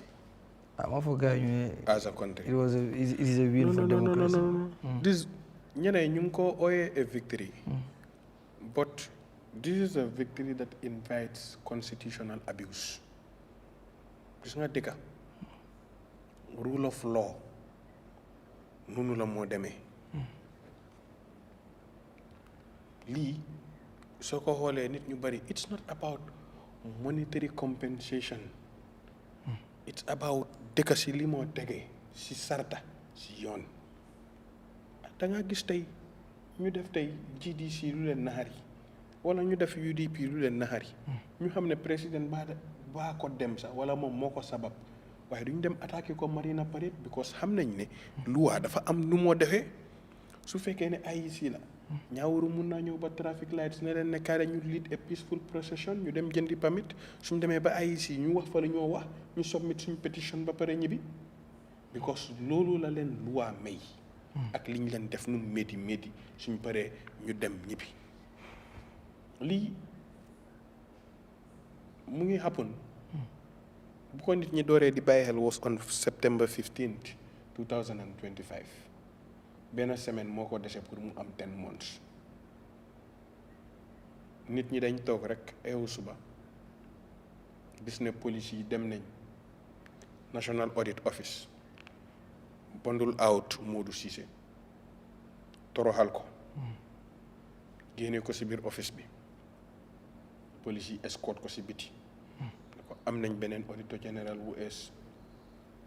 next minute nit ñi gis Gambians Against Looted Assets gala suñ members yi ñu toroxal leen tamit foofu ci bunti audit office bi ba am ñeena si suñ biir ñoo xam ne dañ leen si gaañ loo xam ne ni it is documented, it is on camera, and we will take the IGP to court for that. We are presently in the process. Who will do that, Gala? Gambia against looted assets. Because our members were being brutalized and they were being manhandled. And everyone saw that it was on tape. So, look how good and look how gata lip. National Audit Office, dañ dem require ne na leen GRA jox seen database dañ leen bëgg a audit seet si lan lañoo demee GRA dem ne ko ne hé Baro jamono bu Central Bank joxe ñii database ñoom dem nañ ba gis ne 5 billion moom moo fa réer soo mistake Adama ba jox ñii ba ñii ñëw jël fii suñu database njaaxum dina am si biir dëkk bi so Baro oo waa ji ne ko ne élection yee lañ nekka balal ma nubal lii bul ko génnee soo xaaree léegi ba suuf sedda ma galgal gaay win gaay su la neexee nga génne ko waaye lu nekk GRA bés boo ko génnee dëkk bi tàkk kii ne ko ne loolu élection ak ñàkkaa nekk élection du suma mbir man suma liggéey mooy ne naa ñëw génnee li nga xam ne moom moo réer nit ñi gis ko because lu neex exécutif ak lu neexut exécutif loolu yooni auditor général nekkut si moo tax section 158 subsection 5 of the constitution mu jox auditor général doole bi nga xam ne medical board or a tribunal board rek ñoo ko mun a cek gis ne kii de yaramam wala xelam neexatut nañ ko génnee place bi wala ñu dem ba gis ne kii am na si ay njuuj njaaj yoo xam ne nii bokk na si loo xam ne nii méngoowut ak lu tax ñu jël ko nañ ko génnee place bi waaye ku daanu rek da ngaa cuune si saa si ñu naan ne balañ ko doon jël am na ñeneen nit ñu fa nekk ñu compétent dañ leen waroon a jël appoint na doomam appoint na jabaram appoint na setam loolu su fekkee ne nit ñi dañ ko bugg a seet na ngay dem file a motion at the courts because yéenay sa dafa nekk ji ko duma su yàggee toppe la dee nekka nit doo ko dee toppa ba mu si su fekkee ne loolu happen na demal nga dem file a motion at the courts are there for everybody. What we can deal with is the matters that are being presented in front of us. Gambia against looted assets taxaw because we do not want our democracy to be raped. ñu dem 10 months later Baro balaa loolu mu ñëw ne ko ne xaaral ma def la ministre kii xam ne dee bu ñu ko génnee fii yóbbu ko ministre su ko accepté ba bàyyi fële ngoon mun nañ koo daa mu jël advice ne moom bugut ministre bi ñu dem jëli Thierno Amadou Sow moo xam ne nii sumay mu ngi am ay scandale yoo xam ne nii mu ngi am ni comme Magali Touba kenn mënut a understand scandale yi Thierno Amadou Sow yi naka la toll ñu jël ko dem jëlee ko Amérique ñëw indi waa ji ne moom lañ jël teg ko ñu ñëw indi mu ñëw door di convey meetings lu dangerous laa explainal nii de ñu ñëw police yi bondul kii àndaa Lamine Jee Daabo ñu ñëw Gala ñëw ñu bondul leen ba pare jël ñoom tamit jóobu tamit tëcc so ñu dem high court bi ubbee bu mu résumé ñu ñëw buñ fi ñëwee léegi lan la problème bi indi ma ne lii su àppu ne dafa nekk it is inviting the government to a constitutional abuse naka lañ abuse constitution bi moom moo nekk ne fu mu nekk mënuloo jël illegality di ko teg si kaw legality ba pare ne lii you are being bounded by what lii dara gënut koo cuune ruling bii amul dara loo xam ne nii mun nga koo mun a justifier lii mënut a am because su fekkee ne yow code bi it's shooting itself on the foot code bi d'accord na mu ne waa ji Mout Cissé daaxam bi is unconstitutional code bi dafa d'accord loolu de waaye léegi su fekkee ne daaxa bi it's unconstitutional which means ne Thierno Amadou Sow mi ñoo indi moom appointment am constitutionalut gis nga going by the dictates of the law fii ba 2026 ba 2028 appointment Thierno Amadou Sow bii nii it is not I repeat it is not constitutional and it remains ne dee bu fi nguur bii nii génnoon su fi génnoon tey Cissé daf doon mun a dellu si biir jobam because of kii Amadou Sow amul dara lu moo mun a baagee boppam because of his appointment itself is not constitutional because of kii acceptut ba pare dem nañ ba nga xam ne tribunal court waxut ne kii he is been found wanting a medical board waxut ne kii he is been found wanting moom mi nga xam ne moom moo nekk Cissé te soo demee ba xool lii yëpp ak nu moo demee nga xam ne auditor bi moom si boppam dafa argue ne contradiction daf si am because soo xoolee lii di nga gis ne constitutional order it is not being restored in this country ba pare nga xam ne lii dafa am leena lu mu dafa ubbi bunta bu rëy si government because bunta bu ubbi moom moo nekk ne léegi man as a government dinaa def lépp loo xam ne nii neex na ma as far as keese nguur bi nekk na fa pour compensate garmi dinaa ko daxa te dafa am ay secret offices yi nga xam ne nii daf fi nekk soo gisee lu tax constitution bi ñu ko doon binda bu ñëw koo binda nelawuñ ba pare naanuñ sàngara moo tax ñu binda ko because of gis nga ñii as a auditor general you should be the person kuy supervise di surveiller ñi nga xam ne ñooy exécutif bi su fekkee ne Supreme Court bi dafa wax ne ñii mënuñoo liggéey together ñi soxluñ sax pour liggéey together de in the first place soxluñ pour liggéey together man su ma liggéey moom moo nekk dama ñëw pour ñëw seet ndax li nga def lu right la wala lu wrong moo tax amuloo benn buum boo ko takka suma biir baat bi te mënuloo maa daaxa ñi soxluñ pour liggéey together de ne there is not a cordial working relationship xam nga loi dafa am si biir dëkk bi man soo ma wax dara de ma wax loo xam ne dafa tegu si kaw loi waaye doo ma wax loo xam ne dafa nekk ay mbiri yaama ne ay li they do not need to work together. It is an oversight body that maintains checks and balances of the executive. Pour executive bi tamit su fekkee ne tamit ñoom dañ leen dénk alali réew mi foog ñoom tamit ñu seet ku réew mi di jël koo xam ne dafa am autonomie koo xam ne moom it dafa bugg di saytu executive bi lu gaay di def ndax correct na wala correct gis nga li billahi wallahi talahi dee buñ fi registré woon beneen parti mu bañ président fu mu nekk bunta bi ubbeeku na de mun naa daxa ay si caamaan mun naa daxa di director of public prosecution mun naa daxa ombudsman si biir dëkk bi gis nga Conte moo gis daf dee dooree si benn dictatorship it creeps in lii lan la moo ne there should no longer be someone that wants to whistle blow against the Adama Barrow regime because if you do it you suffer the same fate as Modou Cissé. What does that imply? Everybody needs to fall in line, be in order. Nyawuru moma appoint, nuko ne mom lay xolé te dañ dé faté né ñun ñëpp dañ dé waat according to section 63. Man sax bala ma tok office bi ma nekka dañ ma jox kamil ma tié nga swear code of order. I swear, so pare, you know, without fear or favor, affection or ill will, so help me God, so pare nga tek kamil bi, so nekkee Christian ñu defal la ko. Gis nga loolu dee bu ma Nyawuru jëlee ne ko waaw mun naa nekka onda yow li nga ma wax ma def ko waaye dee bu ma demee ba waat ci kamil boobu my allegiance is no longer with Nyawuru, my allegiance with the state.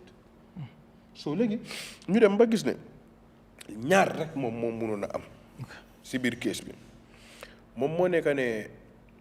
dañu waroon a reinstate Modou Cissé because loolu la loi bi wax soo léegi nga xool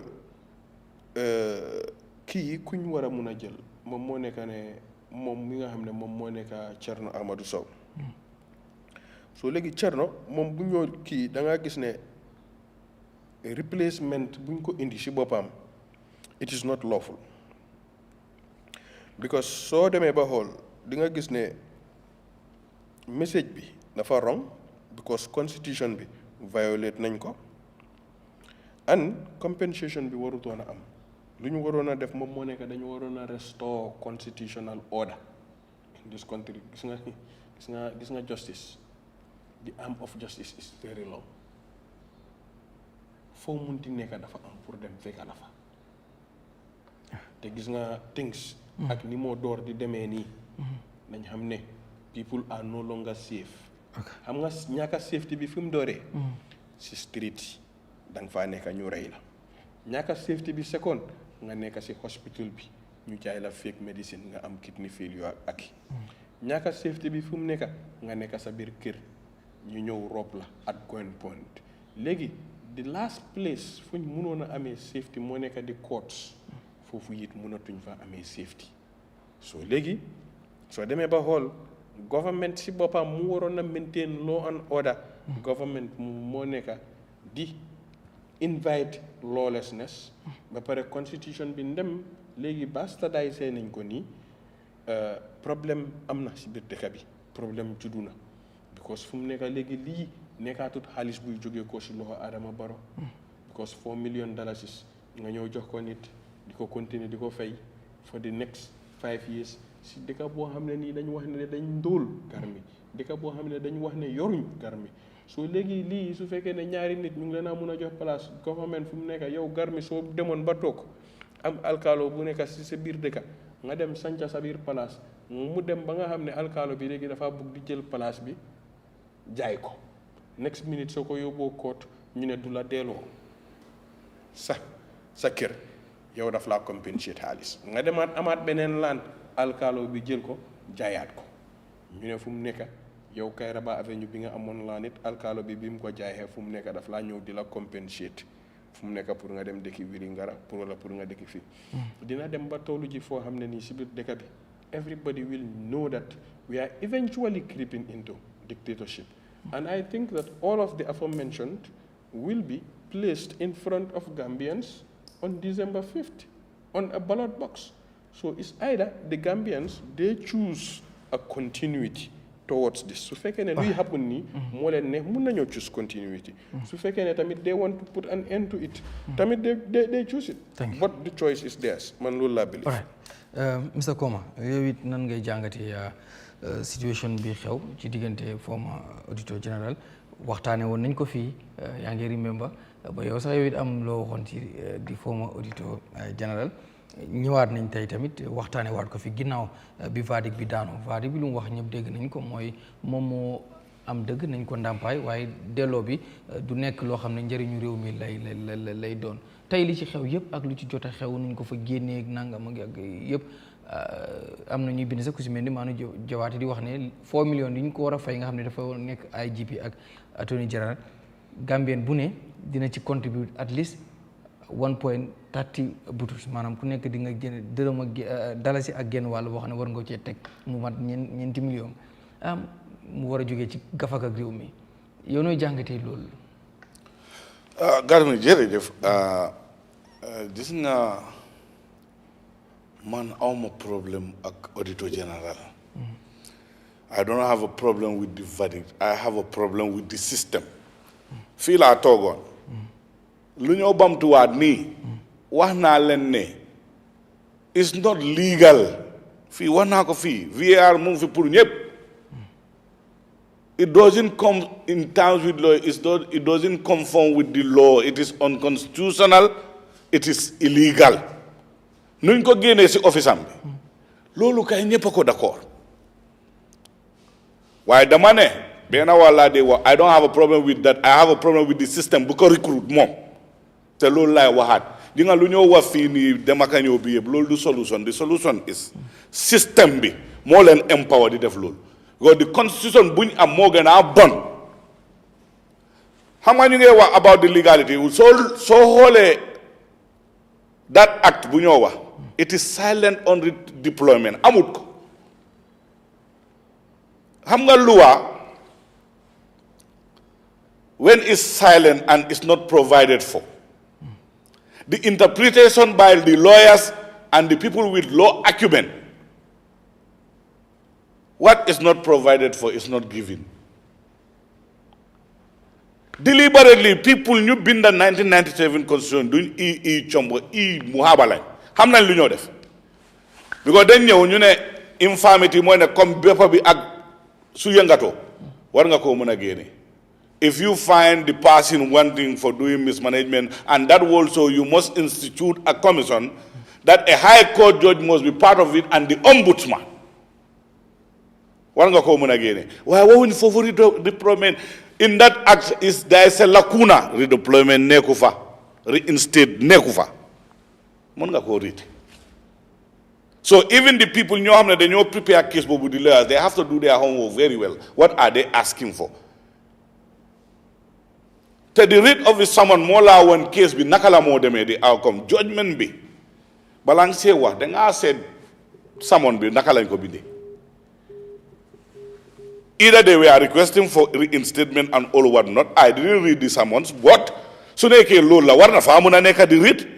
no binda langa bugga ñu def waaye su nekkee nga ne man luñ ma fa génnee du luwaay is unconstitutional luñ ma fa waree delloo foofu is unconstitutional. They will look at the unconstitutionality of why they remove you from office and the entire country d'accord nañ le loolu waaye dama ne moo si se boobu sax dañ ko head hunt am na fu mu jógee balaa moo ñëw foofu. Attorney General, Accountant General Chamberlain, internal audit. When you dine and wine with the jackals and the cabal, they consume you. Lolo idega. Let us not beat about the bush. It's the system. We want to change this system. We want to change the governance system. If we don't have a proper constitution, there can be nila more the whims and the caprices of the people who are in power, that they will drive you the way they want. And the Gambians come, go away, they have a choice. Man, it's not my cup of tea. Why dinga kumbabu amde, kumbabu amunde. When you are in a department, you at that department called the Accountant General Chamber and the Ministry of Finance, over the years, they have unretired impresses in millions of dollars. And we are part of that setup. Malajo, deputy Gambia bifini. Sadawda Kairaba Jola in 32 years is $3.47 billion. Moy debambi. Te yoni soma bi dem be basse sila boka buñ ko don defar. Yahya Jammeh ñew am 47.3 billion in 22 years. In 8 years of Adama Barrow, $101 billion. You think that that is the problem of the GRA only or the central bank? That is not the root of the problem. Governance, then am the political will.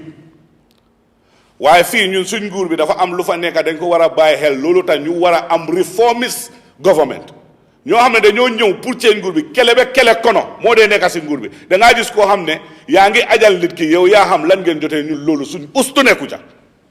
luy doxal réew mi ñun ñu ngi wax na la ne ñun chicken change lañ dee wax. So ne 5 billion dafa réer ci seen loolu xaalis naka la réeree. This auditor general we talking about am na right am na doole bi waaye xam nga lan moo dee xew when it comes to auditing. Gambia fee internal audit or in a national audit office, even some of these auditing issues, whether they have the capacity, human resources capacity to carry it out. That's why ñoom seen boppa then they assign or new contract external auditors, international auditors like PKF, KPMG. Now these issues, central bank, GRA, you do issues at GGC, more issue. GGC. Ndembila be fofula. Why selective justice? You cannot, like Abdoulie Longwa Hefi, your Mullo jail's decision. Nganaki Ninko Defe is unconstitutional. You want to. That's where I have a problem. You want to put him aside, but you want to pay him. No, I will not pay you. Why? That's waste of resources. Nga am kenen ki nga fe. Nga am kita be bungi toxic bi bro. AC bang laal doo dem liggéey ñu ngi laa fay full salary ak te lu si gën a naxari mooy taxi ala 1/6 bro man I cannot take that foofu mënuma koo jël dama ko riidaat ma foog ne dégguma angale o mënuma koo riid mënuma koo digest ma ne dëgg dañoo foyantu lii laa wax système bi political will why not him as a person I have many issues about him yeah, he's not perfect but the job he does doesn't have anything to do with his imperfections man looloo tax du ma dee jëlee fu nit yëppay dee jëlee man lu ma feel like ak suma opinion laa dee wax because soo seetee dama wax benn wax fii no auditor general including Modou Cissé can alter I repeat can change the outcome of any audit exercise because the field officers are there. They are the people who have the data. They just prepare it and bring the report to you for you to just append your signature and see whatever. If you like, don't present the truth, but the truth is there already. Those field officers have everything. So that is not my worry. While it is my worry, more needy than they have vested interest. Why? Man, there is one thing I will always say. We have very good technocrats in this country. Sometimes it's the system that will always hamper their performance. Because 8 years of Adama Barrow, 101 billion loan. Even the IMF, the only thing I blame the central bank all the time is quasi-physical. Man lo la wa, wa lu ute lu mengo lu kedendi wa, man lo lu jelu mako. Because if you think that place is not doing, then this country is doomed. But quasi-physical money, you take payments, you make expenditures that are not within the budget line. That is show you that the indiscipline or the physical indiscipline of the government expenditure, including Nyom Auditor General Silan Boka. Nyom they took more than 200 mom, the first took 255 days out of this country on the party of poor Gambian farmers. That is part. Nyonyo, but last 6 months or quarter of the year, they have already exhausted the entire budget for the entire year for travel for people who should travel abroad. Benyo def moratorium. So you think that is the problem of the central bank? That is the problem of the finance ministry and the government because they are not controlling their expenditure. And dafa am yo xamne tamit nañ ko wax fi te yalla ta. Things is should be born in any country. The last resort is the central bank. If that crumbles, the state ñun fuñ tok fi sa duñ fi tok. Nit yi suñu amul lu ñoo lekka o lu ñoo naan duñ fi tok. Waaye loolu yëpp fan la moo mujjee si nguur bi. So they get 101 yo, nyata governors no neka within that 8 years, no, I'm 101 billion. If I have to comment, I will comment bois man no lamel. Since he came from 2023-22 to date, loan yunjel. So check it, it's not in excess of 3 billion. But in 8 years, and 3 years in 8 years, 101 billion. Munna am 5 billion bobu si period bobu lañ ko gis because of prudent management su nekkut béréb ak contrôle Ablaye su fi toogee ñu ne dafa naxari deret lim defa def dee yoo am na ñoo xam ne tamit suñu seen liggéeykaay dañ dee naxari deret suñ ñëwee luñ war la ñoo def soo ñëwee sax nga ne leen nañ def lii dañ leen a déedéet yoon bi lii la wax waaye man central bank su ma amee flii clic loo xam ne dama leen a bref quasi-physical man dama ko dee wax bàyyi leen di dimbale nguur gi. Because those are monetary instruments you have, the IMF will employ it to control the economy. Because economy, so inflation, it is attacked from two sides. The demand side or the supply side. It depends on the type of instrument the central bank will use. Why this country, bro, they are, the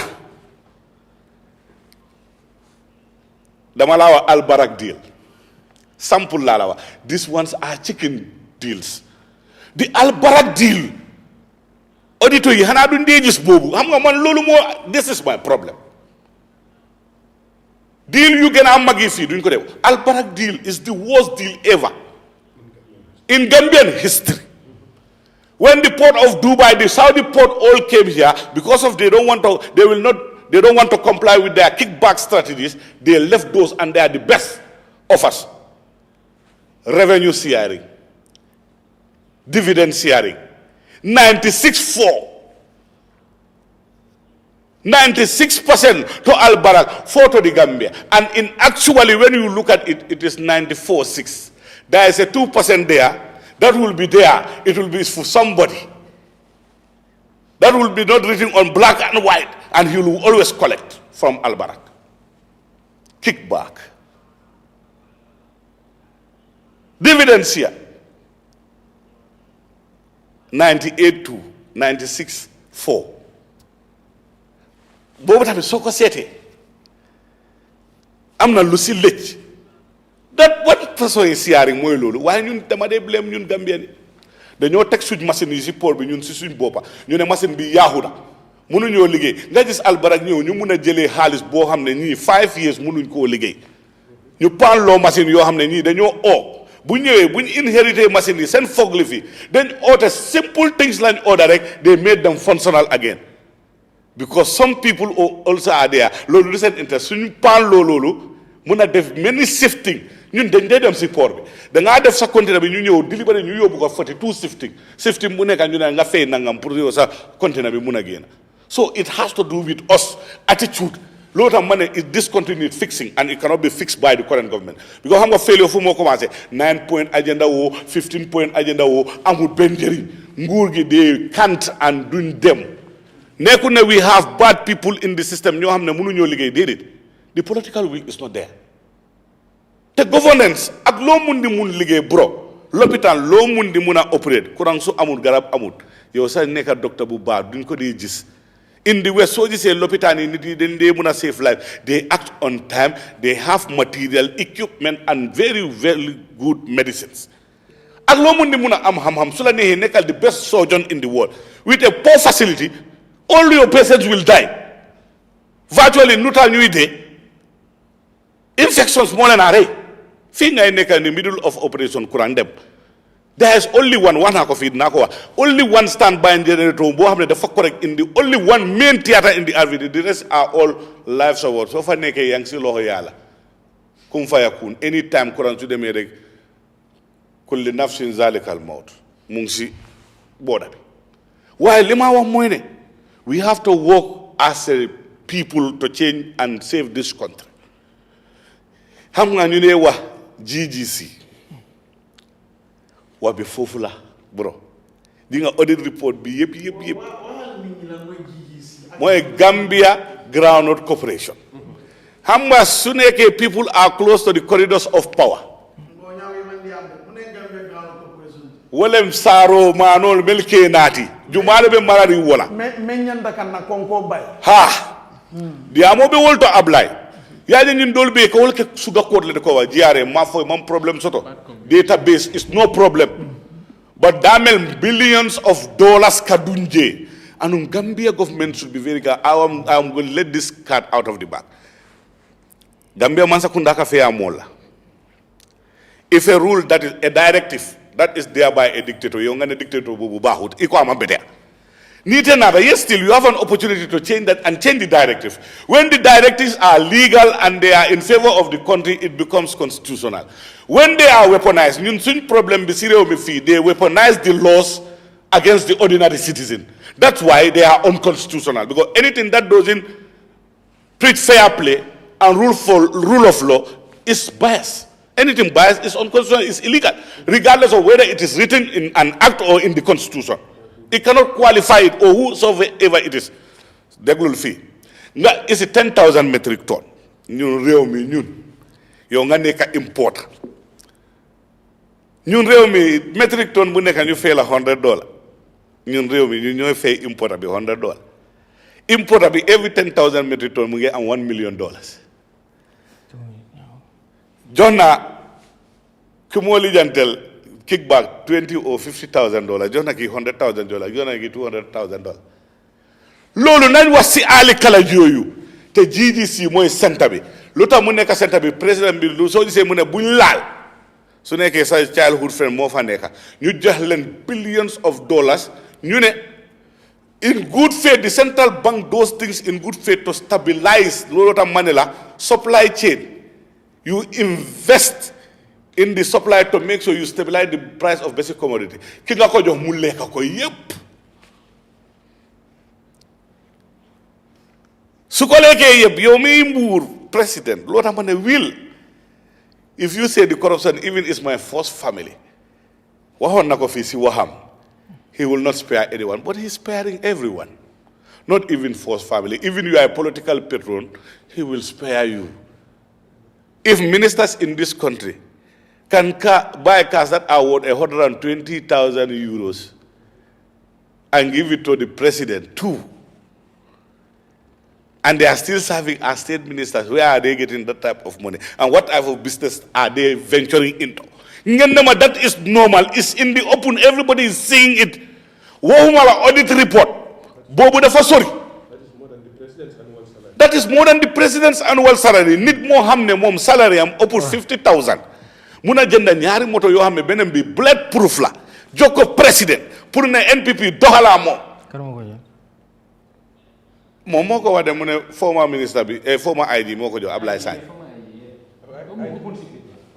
moo ko wax man woowu ma ko. former ID bi. Ablaye Sagne the minister of interior. man maa ngi wax lu mu wax. I'm just saying it. moom moo jëndal ñaari fan la ko jëndee. yow mi nekk président that is a red flag nga ne ko yow foo amee xaalis bi even you spend 15 years in a peacekeeping mission you cannot buy that car too te yow kenn demuloo peacekeeping yow kenn nekkoo fi ministre am na yoo xam ne next week laa ko bom fi boobu kaj boobu ñu ngi toog si timing bom if it is state sponsored terrorism state sponsored cartel boo xam ne people in the corridors of power are the people who are causing all it. Because haramawala, when you have a youthful nation, and the youthful nation, yala balal man dika ko menyum fala. Ningam youthful nation so me yalan ko ila labe ya betilin sirol. Gambia la future is very obscure and black. Alright. Yalan kudol ka kenyim bedo kanjang garmi na foy. Mol ka kudol ki ka mol so dol bije buka bola kala mande sak ma fengol le sebo wata nun do mol ka muneke bul dohot la ka saba na jayta fa jayta do loy min domandi jin yeta kasu la kaju ni bota woto yeta ma bu katam yola but sain taka felto boy synthetic drugs sol mele alon ko mo malo ka bananda adum mol be yalo ne ko e ka yindi ngol be mutay nin ta wolte thank you Nyawuru thank you. Wolte the dealers and the savers of those cartels. All right. Everybody here they know we know each other. Thank you. Boy why so joge sorry ma Daniel fide so joge ngane diw ak diw ñoomi neen tamit am nga nguuri baro kele be kele kono ñoomi neen ngay gis ñuy xeexante left right and center waaye nañ waxante dëgg am na loo xam ne fii loolu corrected 101 it should be a worry for everybody here in 8 years 101 billion su ma ne billion benn billion mooy junni million dollars nga delal ko ba 101 yow ban façon bor la yoon bi courant bi réglé wul kimi kaman mun ñu ngi di fii di ñaxa suñ taalee suñ AC bu baa power bi dem down it is not only about when it is available right now ask the people who are having electricity low voltage we're living on it's just like we are not even having light ma ñàkka suma bi laa walaay talay mënuloo taal sa AC nga enjoy ko because low voltage moo am si dëkk bi they are giving us substandard energy. Thank you. Supply kumba bu am day ak kumba bu amul day dëkk bi nañ duwa si ali kala di yàlla thank you balaa ñu dem suñu beneen topic bi because dinañ laal politique bu dafa am lu ma bëgg ku ne comment yi Mr Bojang nan nga gisee woy ñanco bi ñanco because génne na benn track artiste la bon woy bi dafa am yu bari yoo xam ne wax na ko ci ak ku nekk nu ngi ko interpréter ñu jàpp ne moom ñanco artiste la and also artiste dafay toog di xool lan la nit ñi di wax moom mu woy ko waaw am ñu jàpp ne comme waaw woy bi waaw ñu ne woy bi comme language bi comme maanaam kàddu yi waroon na may leen ñu am benn so kàddu yi daf ko waroon na woddu am ñu jàpp loolu ne dañu waroon na woddu kàddu yi maanaam mu wax ko ci respect ak nangam ak nangam yow nan ngay jàngatee just 2 minutes rek comment la nekk bokkutoon sax suñu topic si but since waaw mu gaaw ñancoo de président Barrow la mooy doole apparente président Barrow ñanco waaw doo bëgg man ma dégg ne gaa ñu ne borom xam-xam yi bokk na si yu nga xam ne yàlla daf leen ceral te yàlla ne ñu ceral leen président bu waaye ne am na boo xam ne ñi nga xam ne nag yi ñoom ak nag yi benn la beneen nit ka wax dëgg la nag boom xam-xam yi ak nag yi ñoo lifi kan la nekk dimbal du président la nekk dimbal président su waaye ne suli baamel loolu is normal nit waa ne waaw président bi daf dee suli baamel président bi la nekk dimbal yaa ngi président bi la nekk dimbal rek loolu mooy issue bi so nobody should have a problem with that because président bi dafa wax ne moom dafa bëgg a kenn nit ki faatu dem moom si boppam dem simeeku waaw li gaw mi lan moo ma ne ñun yëpp lan lañ gën a ragal lu passé dee léegi nag président su waxee loolu noonu keneen ki wax ne moom oo dee moom mu ne cet ka cetu kon boosam mooy président bi so lan moo war a nekk problème si loolu parce que xëy na man suma maam sax lañ sulli loolu c'est le problème léegi nag come on garde su ñuy wax dëgga ñancoo deful benn problème moom dafa ñëw fekk dëkk bu nga xam ne waaw léegi nag mu ngi dimbale kooku lu mooy wax président bi wax na ne yeneen imaam yi si kutba suñ nekkee foofu dañoo wax li nga xam ne mooy na fi ñancoo apparenté président Barrow la kon loolu amu si benn problème on saa nga li ma nekk di wax man foofu noonu laa ko gisee gis nga ñun duñu dem fekk ñu nangu ne am na li nga xam ne dañ ko war a nangu mooy dëgga ku juum ñu ne la da nga juum wécceekul waaye ku juum ñu wala da nga juum sax nga ñëwaat di next rally kaay déglu lu mooy wax dafay asiyaat beneen bon bu passé léegi nag nga bëgg a ñu waa apparenté warta am apparenté foog mu am man loolu mooy suma gis-gis ñaancoo apparenté Barrow very good waaw all right Mr Jah yow noo gisee comme woy bi because am na ñoo xam ne rafetlu wuñ ko because dañ jàpp ne bu fekkee artiste la tamit kàddu yi waroon na mën a gën a wodd am ñu jàpp ne xëy na artiste la boo xam ne lu nit ñi di wax moom loolu la ñu woy def ko woy ko tey ñu bari tam jàpp ñu ne boo xoolee ñaanco bii nekkul mooy fausse woy boo xam ne woy na ko di ci dal nguur wala di ci waxal askan wi yow nooy jàngatee am woy bi ak itam bu fekkee déglu nga ko yow ban gis-gis nga ci am Mr Jah jërëjëf Garmi woy bi dégluwuma ko yëpp ok am na benn vidéo bu ma si gis TikTok la gis naa vidéo boo xam ne moom si boppam moo ko def ci woy bi su weesoo loolu ñu bari liñ binda si Facebook bi read naa ko different nit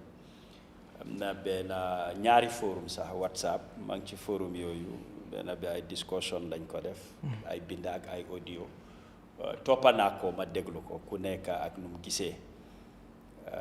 ci kenn lim binda Facebook mention na ne ci woy bi tudda na ci ay kilifa diine ci wàllu julliti christian si moom loolu la ñaawlu ci woy bi ñeneen ñi wax nañ ne ay ministre yim see tudda comme ay kilifa jàmbur lañ ndax am na firnde yu leer ne li moo wax ñooñu loolu lañ dee def gis naa ku binda tam di laajte ci kàddu yooyu am na keneen ku binda tam wax ne comme cëralul jigéen yi lim leen jàppee ne loolu lañ leen dee def moom tam binda na mu ñaawlu loolu ñeneen ñi binda nañ nag wane ne musicien la ci démocratie lañ nekk freedom of speech la am na sañ-sañ mu woy lu mu bugg a woy képp koo xam ne laal na la wala nga gis ci sa boppa nga seetaat sa boppa vidéo bi nga xam ne lim def man dama ci gis ay action yoo xam ne nekkul lu rafet pour wax la dëgga du ma bugg a suma doom mu gis loolu wala mu seetaan ko ngir li moo jàngale yi fi góor ak jigéen la foog naa ne soo woyee am na ko am ne sa déggut li nga làkka waaye action bi nga def rek su ko xoolee man loolu duma ko rafetlu parce que dama gëm ne yi fi sëy sutura la yenn yi waruñ koo fésal si social media social media lépp lu fa xas be dugga du musa génna moom tey mu ngi woy nit ki looy doon yi ëllëg xamuloo fi nga demee ba doon kilifa façon vidéo yu mel noonu ñu di ko dog di ko wane fooguma ne moom si boppam jamono dina am fu mu tollu du rafetlu lu mel noonu so nit ku nekk nag lépp looy def li nga génnee ci li nga jëf war na cee bàyyi xel bu baax tey war na ma ne yenn yu moo woy yenn action yu moo def su génnoon àddina ñu bari duñ bugg a comme ñu teg ko pour ñu bari di ko gis ne kii lii la doon wax oo kii loolu la doon def waa àddina nag dafa gudda tànka ku nekk lim gisee ak fu mu far waaye man li ma am issue mooy vidéo bi action yu mu fa def man fu ma toog nii rus naa sax pour wane ko wala ma bamtuwaat loolu man loolu mooy si suma issue. good just quickly Mr. Sibi yow ban jàngat noo gisee clip bi. waaw Nyawuru moom ndaw la artiste la xam naa nag soo seetaanee song bi oo nga déglu ko mel na ne daal moom NPP ruling party bi daal bombardé na leen bu baax waaw misaal li moom mu ngi mel ni Strait of Hormuz misaal yaa ngi doon dem one after the other su waxee lii nga foog ni loolu moo gën a rëy mu ñëw wax leneen nga téye sa gémmiñ bi so at the end of the day man li ma say yokk rek moom artiste la artistes yi nag am na artistes yoo xam ne dañ dee controversial am na artistes yoo xam ne nag ñoom duñ dee toog rek seen koona naan seen ataaya toog guddi bi di xoolee ba borset di seet lu ñëw binda oo lu ñëw liggéey am na artistes yoo xam ne ñoom dañ dee interact with the people day in day out li ñu dee dégg si campagne si marché yi li nit ñi di joytu si social media bi la ñoo jël combine def ko si loo xam ne dina entertain ndaw yi leen dee seetaan wala nit ñi nga xam ne daf leen dee follow wante xam naa ne daal mbir mi dem na ñëw na am na ñu gën a controversial ñancoo am na ñu gën a controversial ñancoo ku ma weddi am na ñu gën a controversial ñancoo waaw te duñu artiste sax am na non te duñu artiste ni nga waxee waaw exact waaw ñu fay na jot waaw man na ñu ñu leen def doole ko ñu ngeen def lu ñancoo di def araba ñëw Bojang araba ñëw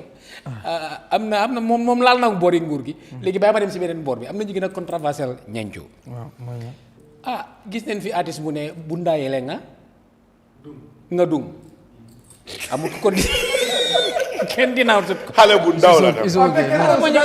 non boobu moom ma agali boobu bokkul man non man dama xam nga dama laajte ma laajte de ne waaye boobu jarul tudd ma ne am na ñu ko gën a controversial wante gis naa ne moom boobu la wax isn't it kooku dafa ne bëgguma jaraat si wante dafa laa woon rek ne you know entertainment la nekk na loo xam ne soo gisee sax within foog naa 3 hours sama 5 hours mu am 100,000 views on YouTube xam naa tey dinaa war a gën a sori sax dafa laa woon ne resonate na with lot of people te always lu controversial foog mu am side yi ak side bi dina am ñu ko support dina am ñoo xam ne duñ ko support man moom xam nga ñun moom dañoo analyse suñu xalaat rek la ñoo wax si mbir yi ba pare tamit dina nekk loo xam ne ren bi mu ngi make impact because am na maybe mbir yoo xamante ne ni tamit ni moo doxee ak day to day experience yi Gambie ni nekk di go through ak maybe tamit ni mu gisee ne nu gaay ministère yi dee doxalee ak nu dëkk bi dee demee so xalaatam la wax citizen la he has every right to pour moom ni mu gisee réew mi mu def ko si song mu lii ko des na si keneen tamit des am na keneen ku fi ku génnee track ne you know government yi Barrow is the best xaw ma wii Barrow génne na fi track alright thank you so waaw you get it so keneen ku ñëw nag di kon nekk something very very controversial foog naa ne it's just a food for thought for the Gambians Stargal ak di order guy bari na sax am na yeneen yoo xam ne bëgguma ko comme si loolu noonu government bi jëloon na step baan leen ne comme buñ dem si benn school because gis nañ gisoon ku mel ni Stargal ak loolu fekk ñu def ne li ñoo def ba pare xam nga bàyyi ba jaan bi romb nga fugga si watas loolu la government bi def please yi bokkul si topic bi pour ñu gàttal ko rek ñu mën a move yow nan nga gisee ñancoo clip bi nga xam ne def na ko man xam nga nu ma ko gisee bariwut dama ko gisee ni action si soo xoolee there are two facets of it because bu Bojang doon wax ñeneen doon wax ne comme bu mu waxee si diine because ñeneen tamit dañ dee wax ne comme su nit ñi nekkee si programme si buñ dee seet seen phone si but this is an interactive discussion waaw fii comment section si da nga ko fa dee gis always so but this is an interactive discussion ñun ak viewers yi mbeññool kono ñun yi neen ñoom tamit dañ dee gis mooy waaw sorry comme loolu yàgg nañ ma ko wax sa way xaaral ñoom te ñoom xam nga ñoom ñoo tax yow nga jógee fu sori ñëw Bojang di same thing yàgg nañ ma ko ñoom ñu ne dañoo bëgg bu fekkee Mr Bojang mu ngi wax dañoo bëgg ñu gis ne Nyawuru is listening you are listening and everybody is listening to Bojang ñu ne sometimes Bojang bu fekkee mu ngi wax mu gis ku ne ngi sëgg sa téléphone moom mun naa fil ne sax comme kenn nekku di ko bàyyi xel I understand léegi that is why I always give the topics in advance you know why su ko defee sometimes boo leen bëggee prepare papers yi ngi fi ngeen indi seen papers yi ngeen teg si loolu moo yes I think so yeah léegi next does he have ground just pour moom non xam nga ñun dañoo xool xam nga yow last time yaa ngi ma war nañ xool lu comment si dee wax ñu jéem a waaw ñu implement no because of yeah that's why waaw yeah so loolu la waaw next time waaw man doon def exam am naa kayit tabax yu bari waaw all right bàyyi naa di read comments yàgg na parce que dafa benn programme fam ñu fa doon saagante ndey mu ñaaw torop so man depuis boobu dama stop di follow comments ma ko dee read duma ko dee follow and lu bari lu ma dee nekk suma phone bi nga ay WhatsApp yenn message ba ta léegi-léegi nga gis ma déglu na I check some personal messages loolu moo tax maa dee concentrate suma waaye comments moom bàyyi naa di read loolu bu yàgga correct so man suma segee moom suma notes yi waaw léegi notes yi daf ko si paper okay man so when it comes to mbiri ñancoo bi ñun tamit I believe ne comme we have our moral obligations ba pare diine tamit it's part of our social fabric because soo demee ba xool borom xam-xam yi lu ñu la wax moom moo nekk ñu ne la ne afdalul jihaadi kalimatul haqq sultaanu jahiliya mooy kàddu dëgg bu gën a mag mooy nga jël ko ba pare wax ko si buur boo xam ne nii teguwut si yoon loolu la borom xam-xam yi believe te lu ñancoo wax lii la Killa Ace doon wax si ku bokk si gétt gi naan si meew mi lii la Sana Bayro doon wax ST bu mu toogee si tragam bu ñoo ooyee Chori Mama ñu ngi kiditi yoon mi ngi ko mool fa ñu mansal mi nu ko bribeta ni ñu jooji sol mi ngi ko ribata ji sol be figring i ka fo nawek ni la light fa so loolu noonu yëpp these are actualities yi nga xam ne music it's not always about love bugga naa la bugguma la it's about lu nit ñi di face these are the unfamiliar truths yi nga xam ne nii these are the unspoken truths yi nga xam ne nii nit ñi dañ ko nekk di ko wax so wu loolu mooy saw ni ñancoo bi soo ko xoolee this is the same thing that attacks lu mu woy si waxam bi pain understand so léegi soo xoolee lii yëpp ak ni moo nekk di demee nga xool ne ñancoo lii nekkut first time muy woy façon ni woy bi yaaga na si woy si façon ni de dafa fekk ne bii dafa gën a dal ba pare fu mu dal moo métti so métit bi moo tax tey dem naa tey ba NPP 2026 NPP 2026 bi dem naa mu fa lu ñaaw ma dem si comment section bi ma ne ko high pain is that you mu saaga ma ba saaga suma papa so man li ma explain moom moo nekk ne nguur bi su fekkoon ne tey garmi nit daf la tiimoon ne la ne garmi bàyyil naan sàngara da nga koo xool rek reetaan romba ko because lim laa jiñ nekkul sa jikko wax nañ ma NPP dañ maa fay waaw soo léegi loolu nekkul yow sa jikko suñ laa fay waaye su fekkoon ne tey da nga dem tey di jël benn façon yi bribe wala tey da nga dem di jël leneen ba pare ñu la koo jiñ obviously daf laa métti because of nit ki ku ñëpp tuuf li tamit nga tooy very good waaw lu ñancoo di wax nii daal mun naa am tamit gestoy ne dafa xawuta tegi ne tuuti ba pare tamit méngoowut ak diine waaye méngoowoon na ak jamono waaye tamit su fekkee ne tamit nii la mbir yi demee tamit waaye lu ñancoo wax lii moo nekk di xew si biir réew mi man loolu la yeah Mr. Komma just quickly lii just fii la rek Garmi yoomil bil yoomin waxal loo xam de xoolal li ma la wax dafa seet wécc waaw baax na yoomil bil yoomin ok lungo be lungo jo sayla wala be keri ñimme ñim fana mandi ka kawal waati le soto da janko ni man sabe diamu le diamu manyana kala Nyawuru Komma la diamu di Eyeafrica telem banko be la president ba ne president ku mol fa ke normalizing the platform molto mol ka fo mu jele fon do political ni denki lala le denki lo ke juma le denki lala so silo la president lo taja ako na bloku Usain Dabala kaburo do fa pareta mol ko politique diamu kunum ko jambe nawek la kuol fala Usain Dabo funta ko nawek bita kan nyame Gambia la problème o nyindi nyine di nawek yo solve faka wala health condition accident o memma in 2021 election fo ako fo na keba fo mampan ni yo normalize indi muna na nyancho la denkilo be adon ali nga to nya fo nyoye yalon this is the bitter truth afota nyame wosi mane no ba yalon to nya fo man diade baraka mel be fo dia wol kake ni banko afa mine fo mem man trakeri pembende ko ngawla no ka chala mo yalon de ko kakele yalon ad afole man dia itata no la ku ren tolte lo la janka kuma dol fo bon mandi ka counter aya civilized fole de mandi ka counter ama fo mentri mbaliata ko pempendiro ama fo pemben mol ka men tabide ngo bay fo mo ko pembe yo sa ila moy ko fula njo ni mol ka fo minister dem fo minister bukalo ye banko be disrespect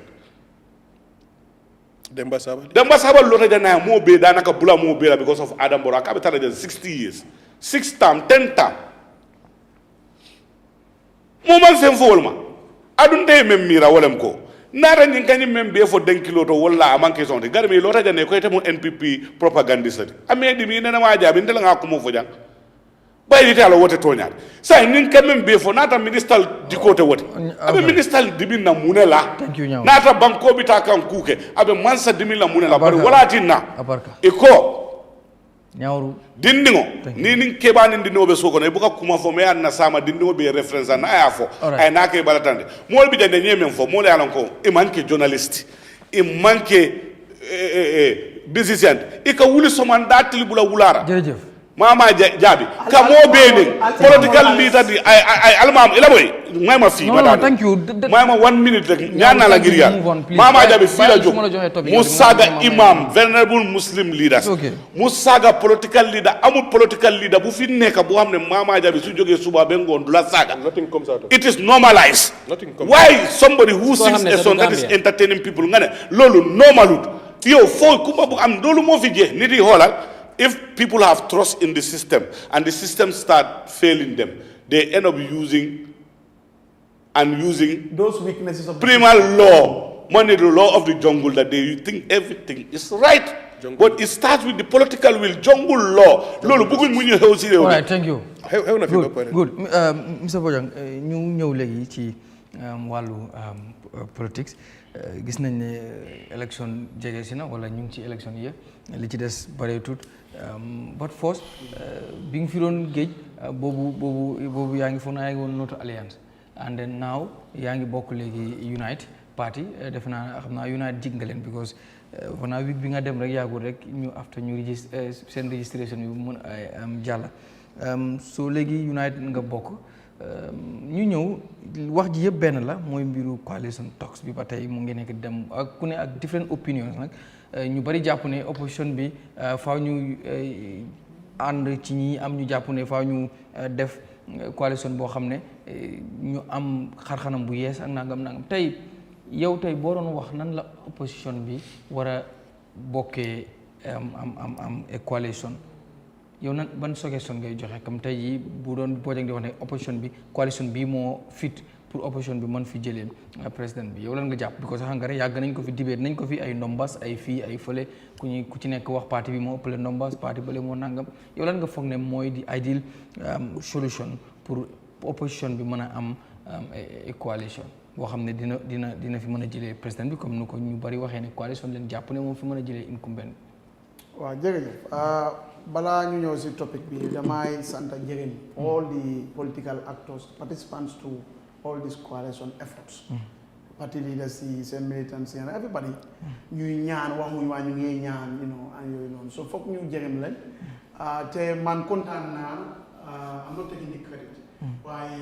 xam naa ne bokk naa si ñuy wax affaire yi coalition pour depuis mois ñu def benn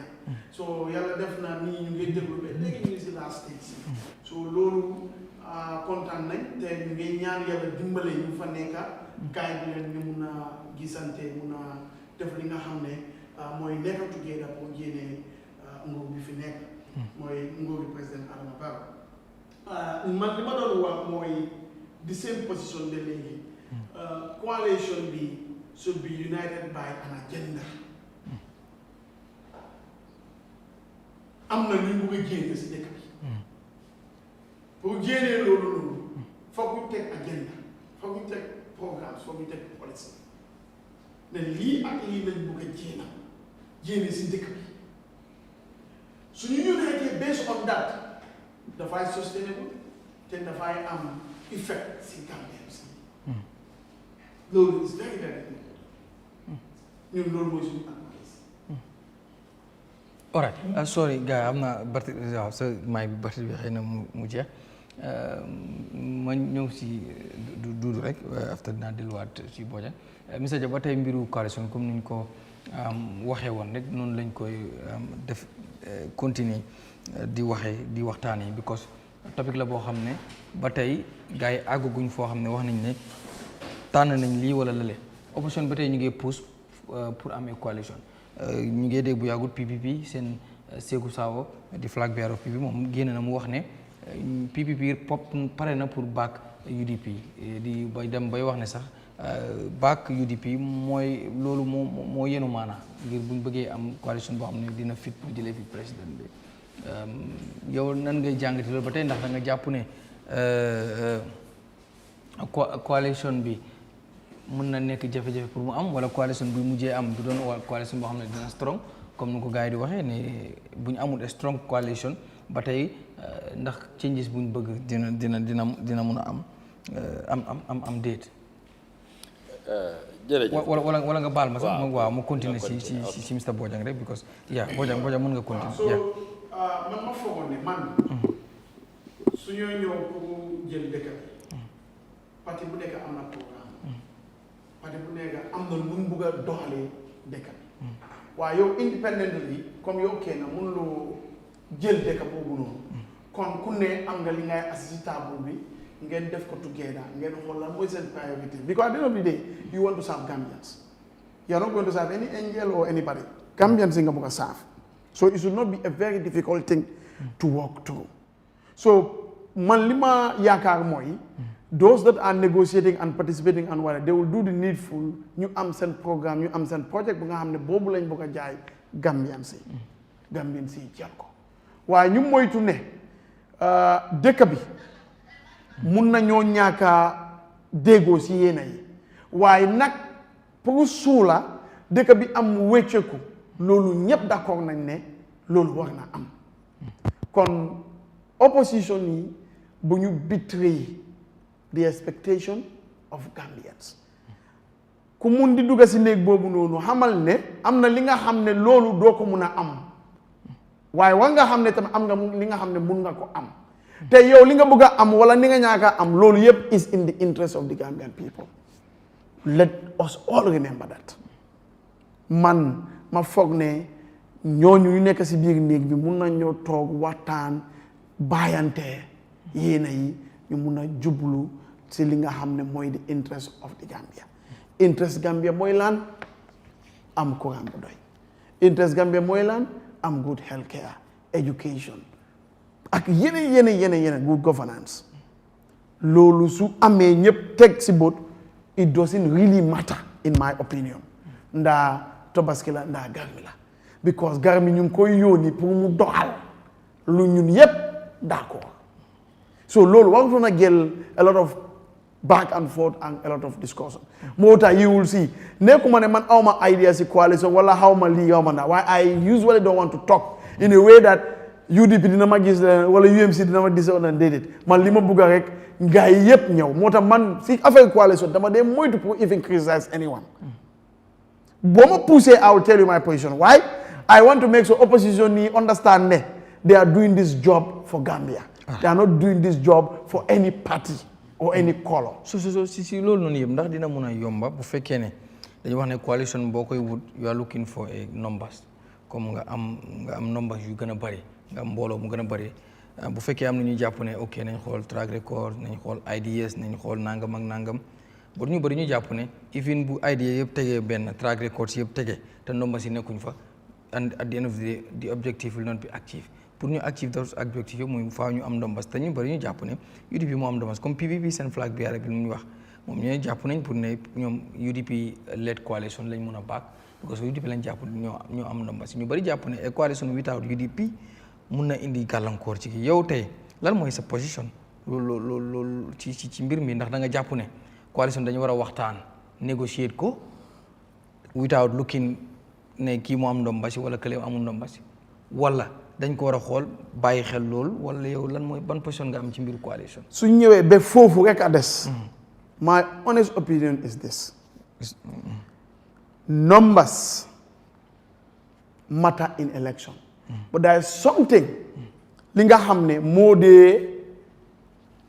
precede numbers. mooy trust and confidence. Garmi suñu seexoo dara démba ak barki démba ma am feeling ne lu ñu seexoo defloo ko comme lu ñu d'accordé daf dee disturb future relationships su may def ak yow dara sax damay am two mind loolu mooy problème yi dëkk bi right now su ñooy name parties UDP am nañ numbers kenn mënu weddi loolu. Why? They lack a level of trust with some political actors. Ngir am na lu xewoon. Whether it is real, it has evidence, but the perception of the people mooy ñun lu ñu expectoon 2016 UDP bokk na si ñu nga xam ne ñooñu ko xañ wala aaye ñu ko. This may not be with evidence, but loolu mooy perception if you deal with people in the street and yeneen place yi. That yes, they have the numbers, that's true, but we are afraid that this can happen if this happens. Waaye man diggante man ak suma yàlla li ma dee woon nii ñi mooy we can propose su ne gomuloo nit ki ngir am na lu xewoon based on your reason which you are entitled to. Man, I'm not there to validate it or to invalidate it. Comme que yow loolu mooy sa perception is fine. Waaye Garmi to solve that issue man su ma gis-gis mooy UDP or any other party bu nga xam ne process bi dafa indicate ne moom moo gagné whether survey la whether primary la whether ñooñu nen ñu toog si biir ñooy decide ne ok léegi ñu dem nañ d'accord ñu jox ko Tabaski léena moo war a am parce que président bi comme lu ñu nekk di wax fii kii wax na affaire impeachment fii kale wax affaire impeachment fii but you still need what the parliament and in the parliament you need what numbers léegi yow su ne for example yow yaa UDP dem nañ ba UDP yow lañ taana UDP parti boobu noonu waruta am majorité si parlement ñaaka def ñeneen ñi am confidence because UDP su nekkee presidency parlement tamit mu win ko it means mun nañoo decide def lu ñu bugg a def su ne or la mun nañoo or su ne anything la mun nañ ko def if lu ñu agree si coalition talks bi mun nañoo ñëw ñu ñaaka def ko waaye let's say okay UDP for example ñun yëpp d'accord nañ duñ dem primaries you have the numbers we will give you the presidency but the parliament we will not give your party up to 10 members and we will distribute the orders amongst other people pour lu ñu d'accord nii constitution bi dafa la jot doole trop because loi Gambia dafa jot président trop doole waaye am na ku la mën a check mooy parliament bi pour ñun ñu mën a equalize ak yow mun ngaa contrôle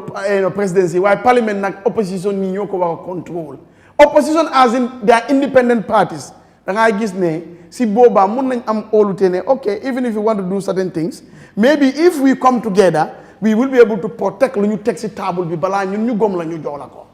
that could be a way of giving confidence to people ñu nga xam ne gomuñ gis nga nit mun ngaa ñaaka gom ne fii jaan nekku fii really jaan nekku fa waaye yow da nga gom ne jaan mu ngi fa so for you to act rationally maybe it's difficult because yow am nga li nga gom am na amut that is a different ball game so that is not what I am here to validate or invalidate waaye loolu bokk na si lu nga xam ne dafa am ñu nga xam ne dañ ko ragal so it's not a question of numbers if you want to be truthful it's a question of confidence trust this is the problem ku la waxut lii bu laa wax rek waaye loolu moo fa ne nobody is disputing numbers waaye am na ñu nga xam ne seen xel dafa tey ne ñun de dëgg-dëgg Bah Ousainou has all what it takes to lead this country waaye nag last relationship bu ñu am ak gaay gis nañ 3 years lu xew gis nañ foreign affairs lu xew gis nañ lii mbaa du defaat loolu dafa defoon dara dafa defoon dara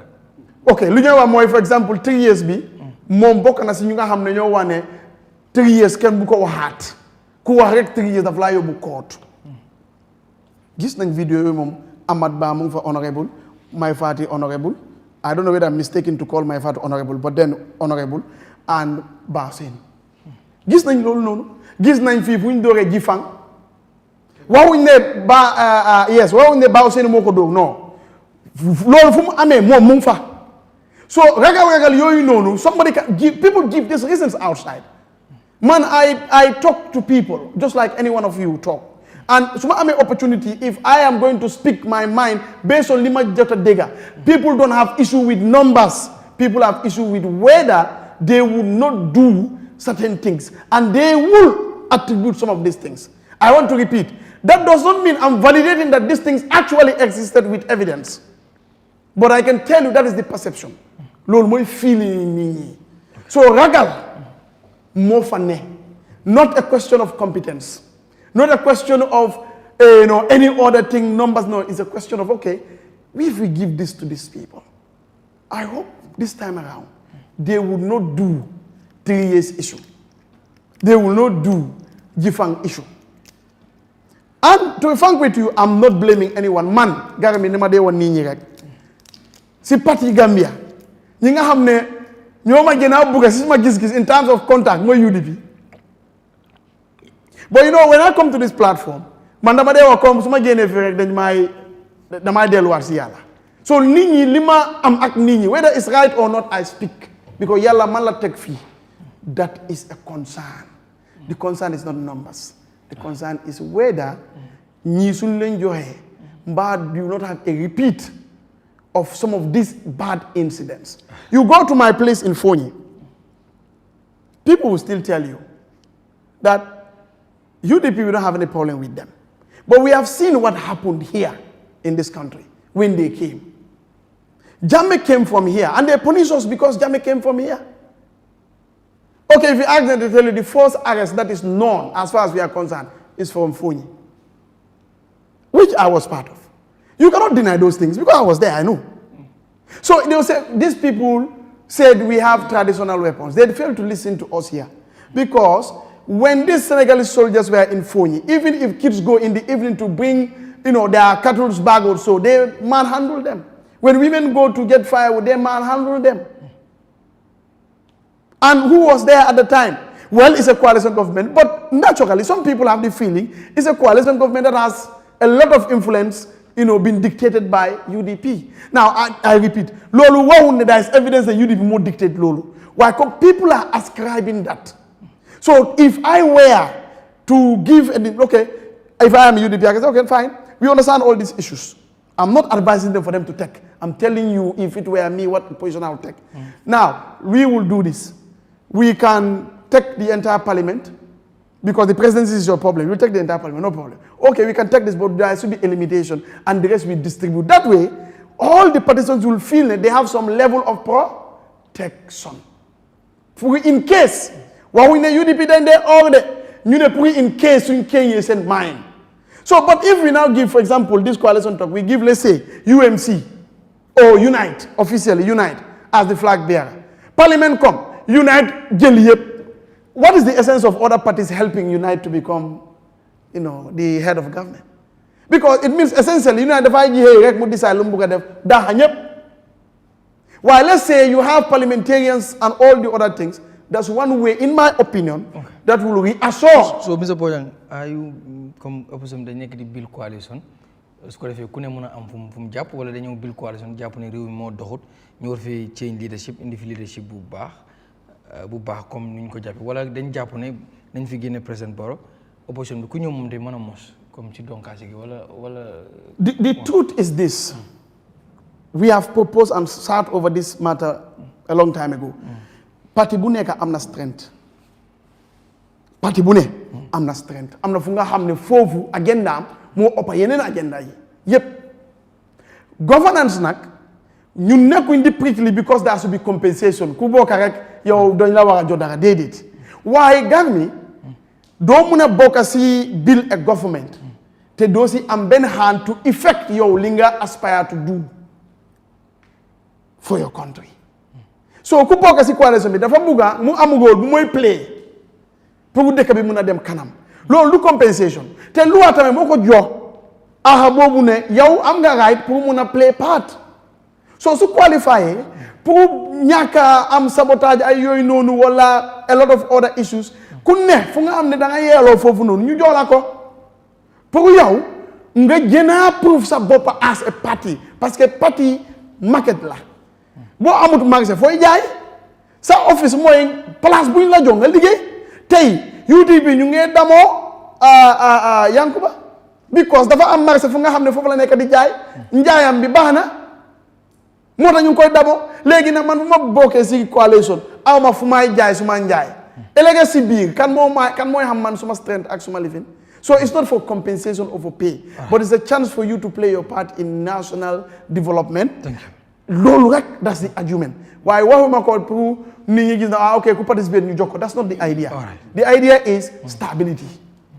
After presidency we'll have parliament, after parliament we'll have local government and yooyu noonu so that distribution probably will reassure people ñu nga xam ne amuñu gom-gom boobu noonu but I can tell you also have to be fair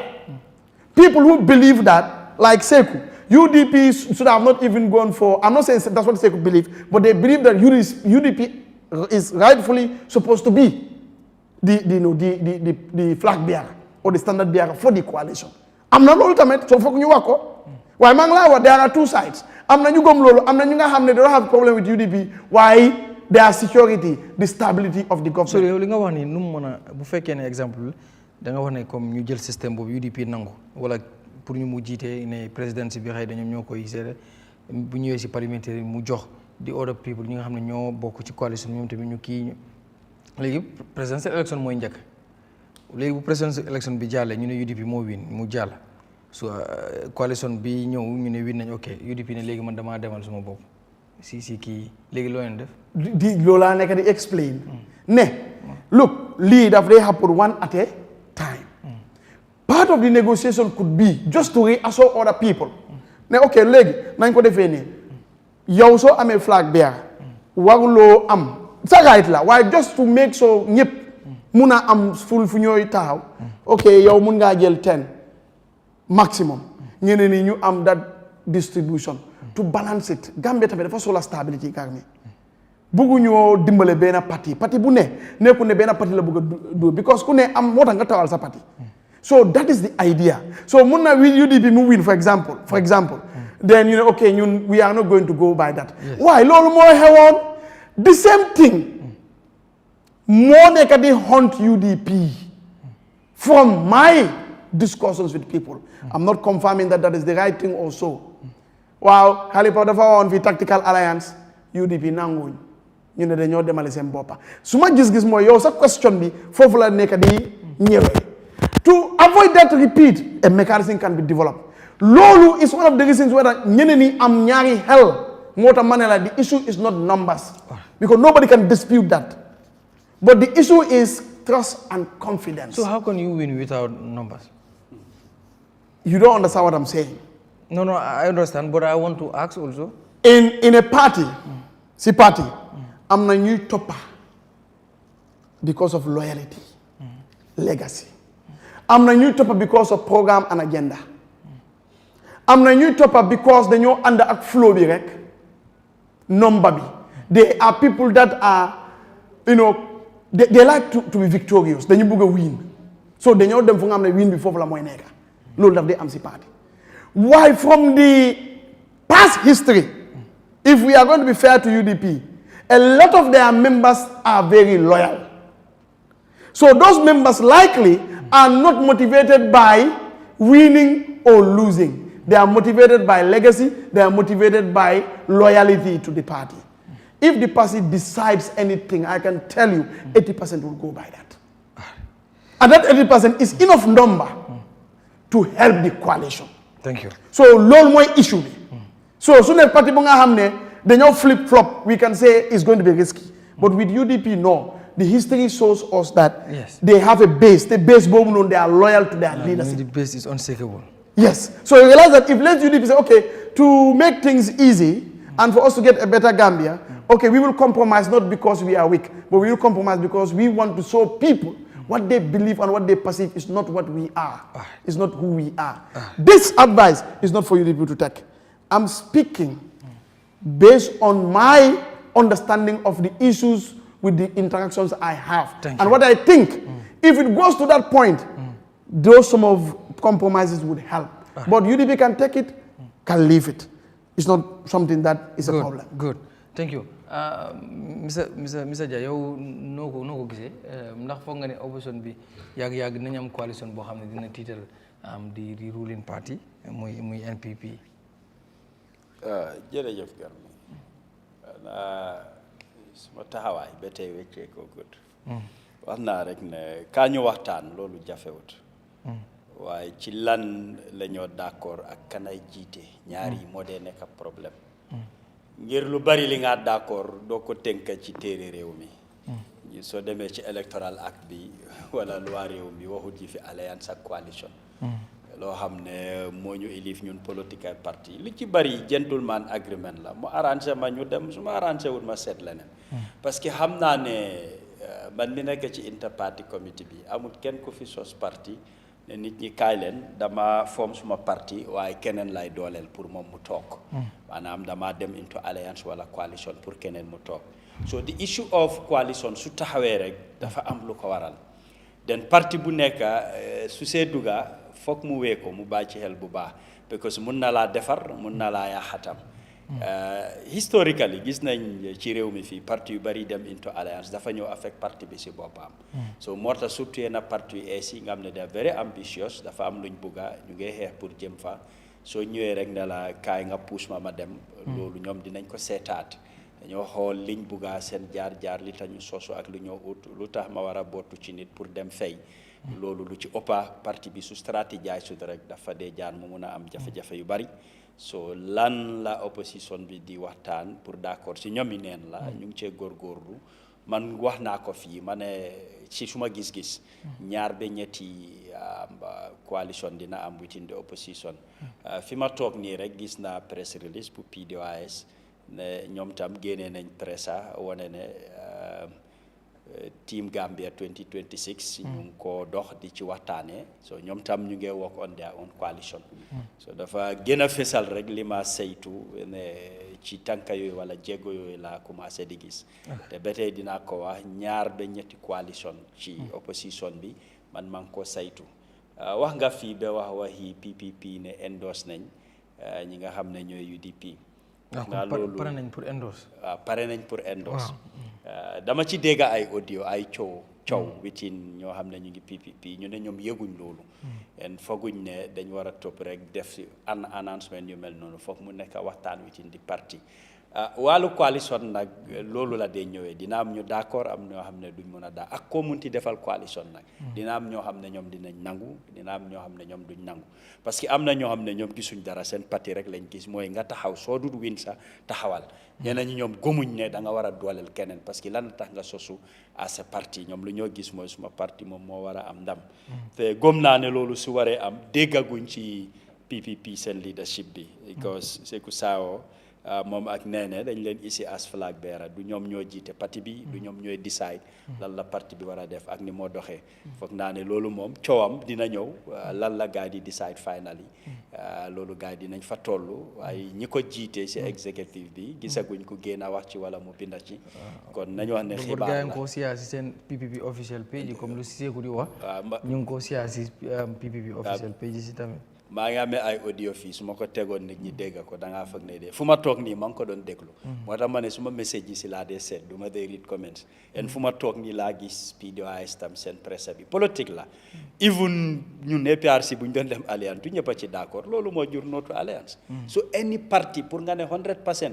décision bi nga jël nit ñi ànd nañ ci dañoo dem ak yow daf dee tax ñu bari sax parti yu ñu jógee daf leen dee jaral ñu delluwaat fa gis naa ki ko def koo xam ne benn parti la nekk en parti boobu daanaka announce agut ko waaye moom tam endorse na UDP parce que ki ma waxal ci ñoom dafa nekkoon seen spokesperson mu ne ma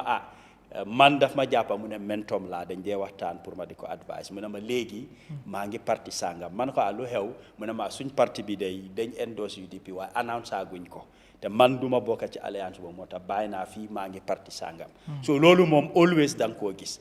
ngeen dafa tax ñeneen na leen jaral ñu bàyyi parti bi dem beneen parti so moo tax fi alliance is strategic is sensitive and firndewut ne tam ñu ko waxtaan oo di ko dox duñ ko achieve kay mun nañ ko war a mun a achieve waaye pour tënka rek man li ma saytu ba tey gis naa ñaar ba ñetti coalition within the opposition fii bala ñoo dem presidential election. national youth leader yow loo gis yow. affaire yi moom Garmi nekk na loo xam ne kumput kenn ni foog naa du beñe ngente nekk na loo xam ne ñëpp a ngi koo waxtaanee so xam naa ne no matter what the case might be nangutoo dina am amaanaa nag waxkat yi ñi analyse politically on other platforms ñoom tamit mi bi am nañ seen gis-gisi boppa wante lu nekk rek ku nekk da nga am sa own lens of analysing any specific topic politically so man suma gis-gis nag man li ma gëm moo nekk ne coalition bi tamit foog naa framework bi dafa important ndax parti leet la ñoo demal ndax candidate leet la ñoo demal loolu tamit foog naa ba léegi gaa yi ngi woon si xëccoo yooyu ñii ne candidate leet ñii ne parti leet wanteel dem na ba leer ma ne majority bi dañ d'accord ne candidate leet la ñoo go fo so meaning ne tamit xamuñ lan la beneen boor bi di ñëwee ñi nga xam ne ñoo doon wax ne parti leet lañ bugg a mu am amaana ñoom tamit dinañ nangu candidate leet bi oo duñ ko nangu so gëm naa ne daal liy munti di xew ëllëg tamit dinaa di affirmaat ne dinañ am different coalitions loolu moom lu wér la waaw because at the end of the day ñi mujjee ñëw sax si coalition toxi nekkoon neen ñu doon wax ne ñoom dañ bëgg nit ñi ñëw endorse leen ñoom kuy ñëw ñoom ñooy jiitu which is my former party which is the United Democratic Party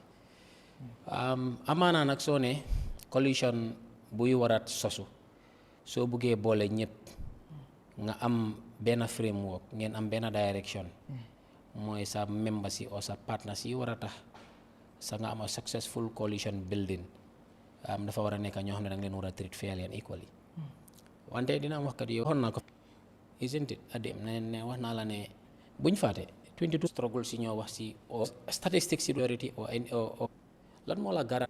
te yow 21 election exemple non dama dem comme game bu si mun na laa wax nan dina taw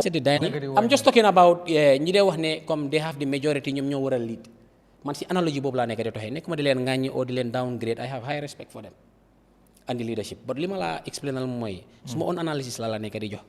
dama la ne African politics moo fi weather focus a am dañoo xëy tey ne la ëllëg dafaa taw nga xëy ëllëg naaj bi génn Adama Barrow fii la tax 2021 election si kan ma la wax ne Adama Barrow dina win nit ñi dem neen gëmuñ ko ba ñu si bëri ma suma maas gi sax dañ doon taxaw ne dafa sàcc election si yeah to tell you the fact li mujjee xew nga ñëw diggante 2021 with the total number of Adama Barrow votes yi mu am 400 and something thousand votes yi mu am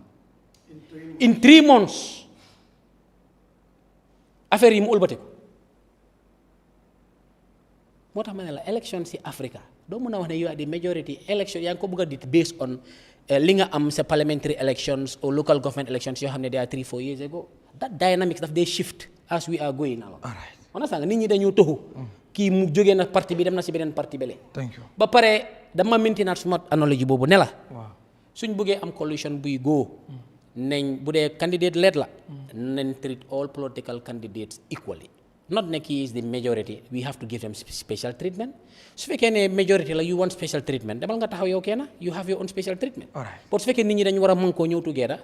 nen tànn délégué si ñu dem ñu sànni karta ñu tànn kan mooy jiite coalition bi képp ku coalition bi mun ta di jiite ñun unite di leen ko boot roganti ko waaye ñun tamit comme li suma parti li daa wax de ragaluñ pour go solo de suñ demee ba gis ne affaire yi si tànka yu moo doxee du tànki transparency and accountability ñun ragaluñ pour go solo de moo tax we have the human resources from the 53 constituencies in the country am nañ fa suñ structures the 120 wards am nañ fa suñ structure 8 regional bureaus yaa ngi taxaw we have the human resources and the human capital to do so thank you jërëjëf léegi loo si bi du wax movement léegi parti sama parti leader Yes. level. Galas yow nan ngay analyser mbirum coalition because cooli nes bi sax bu ñëwee dañ koy waxtaanee because of loolu la askan wi mooy topic bi. su fekkee ne beneen bonin issue Barrow indiwut ko si diggante bi dafa garaaw. Gambia the moments it changes every minute yow fu mu nekk tey yow kan nga jàpp moo war a liit yow nga xool dem nga dang dee dem si yow politicien sa xarit lañ dama lay gis yu bari foofu so yow kan nga jàpp ne moo war a jiite coalition man dooma njata waaye am naa sañ-sañ laaj la waaye nag man dooma njata man njatuma la kay yow feel free to answer fi mu nekk liñ gis because wax yi sori nañ ci man I am not partisan but I am a politician loo xam ne believe naa ne lu war a mun a yóbbu réew mi kanam la bi ma jeexal school ba tey maa ngi si bi it ay mayoral election 2013 ba tey si façon ngi xeex boobu laa nekka te mbiri coalition toxic comme ni ko Bojang waxee it's a very sensitive issue as at now because in as much as ñu bari tey dinañ génn di attaquante man su ma toogee si ay kilifa bañ tënku si wax dama dee feel ne still wax boobu noonu daf ma tënka mooy divergence accord bi nga xam ne signoon nañ ko te buñ ko doon sign ay kilifa ñoom ñoo toog ne bu kenn waxati ne kii lii wala bu kenn waxati kële lele so going by the analogy of the numbers that people have been talking about ne from 1996 to date UDP have been securing second position in presidential elections during the past 5 elections. Sixth bi mooy 2016 bi nga xam ne the candidate from UDP was the one that was selected as the flag bearer because trayoon nañ ko si time in naat trayoon ko si time in ndam but coalition dafa am tamit leneen lim na day jàngal 2011 presidential election amoon nañ fi 3 horse race the UDP joint coalition and foog naa foofu la PPP bokkoon mooy 2011 and we had a united front bi foofu noonu la PDOS bokkoon waaye Amat Ba moom moo ko leadoon in 2011 but still nit ñi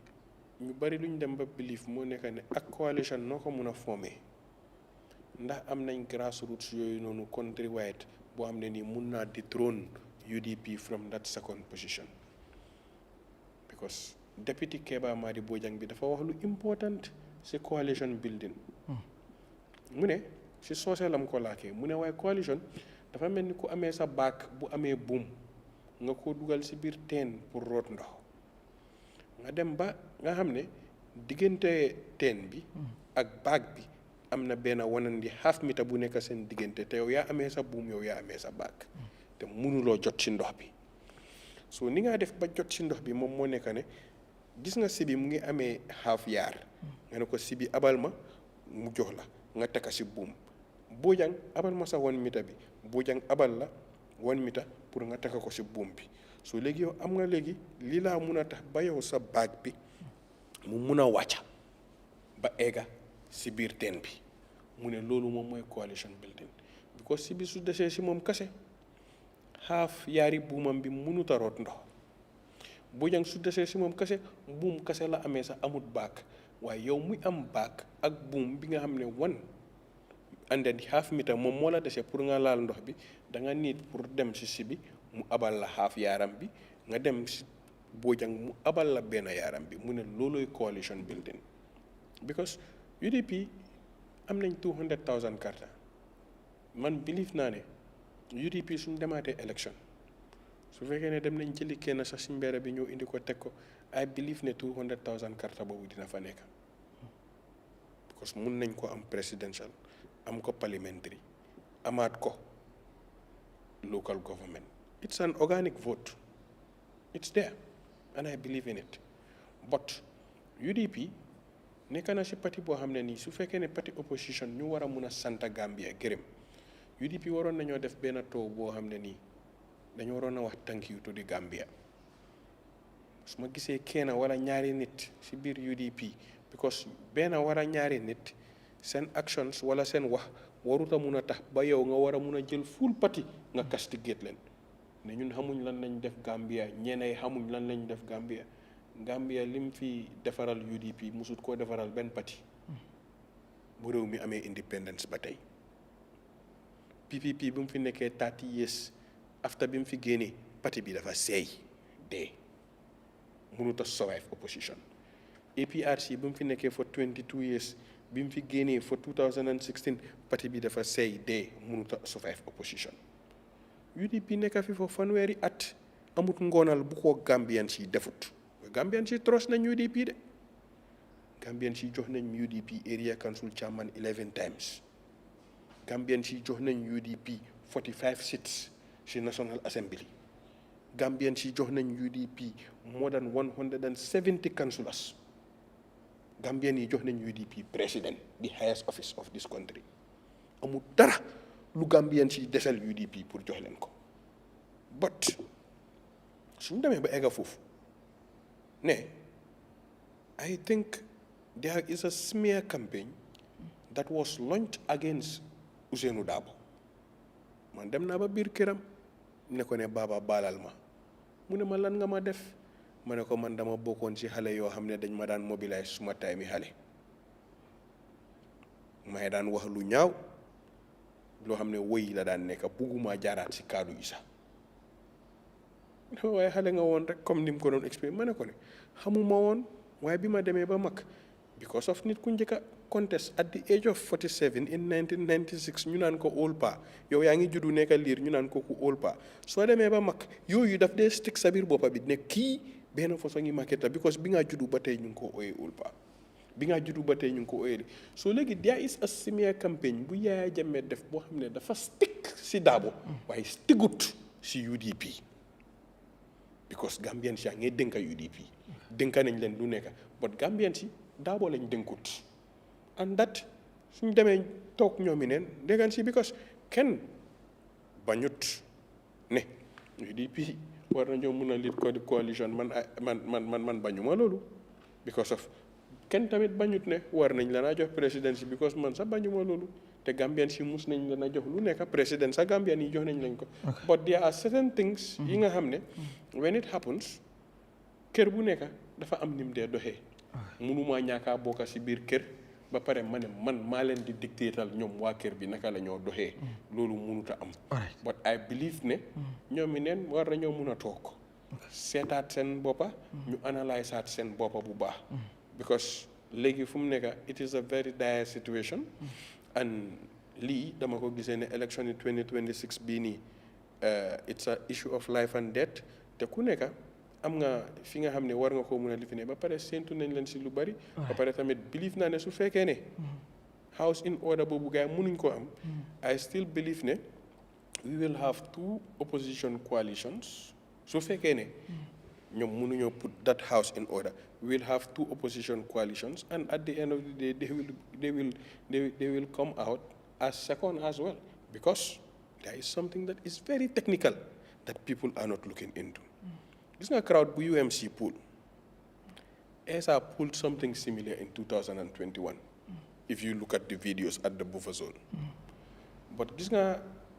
nit ñi suñu àndutee si dara suñ demee ba 11th hour dañ la dee ñaawee xam nga lan la ñeneen ñu bari daan wax ok PDOIS ñu ko nekk di ko gëm ESA ñu ko nekk di ko gëm ñoom ñëpp suñu sànnilee PDOIS ñi sànnil ESA ñi sànnil lii ñun UDP dinañ emerge victorious but bàyyil sa xel lan moo xew si 11th hour ñooñu ñëpp ñu leen gëmoon bu ñu demee ba xool na ñun ñii ñëpp suñu vote si suñu tasaaroo UDP dina win dañ ko mujjee xañ ba pare laaxaat dem jox ko Barrow so fan la mujjee élection yi dañ ko sàcca it was a protest vote against lawyer Ousainou Darboe People did not vote for Barrow, but they voted against Dabo. And a clear testament of that was what happened during the parliamentary election 4 months later. So daal bugga naa wéccite am bugga nañ tamit coppite am ba tamit lépp loo gis rek réeroo amut ñaaka déggoo moom moo dee am waaye believe naa ne opposition bi suñ jëlee seen lifin teg ko dara du daxawaay débu si bi demee ba ak Sonko Gambia ñu war a mun a bokk a pati ne dañoo dem campagnal benn presidential election. Thank you. waaye lii daal man bugga naa ko. All right, thank you. Yeah. All right. Nyawuru acca nan nga gisee mbiru wàllum coalition ba tey debate baa ngi dem PPP dégg nga seen flag bi bi moom mu wax waaye ba tey gis nga Bojang tamit suggestion bi nga xam ne joxe na ko ci mbir moom yow ban jàngat nga ci am ak lan nga foogee ne loolu mooy the best way pour opposition bi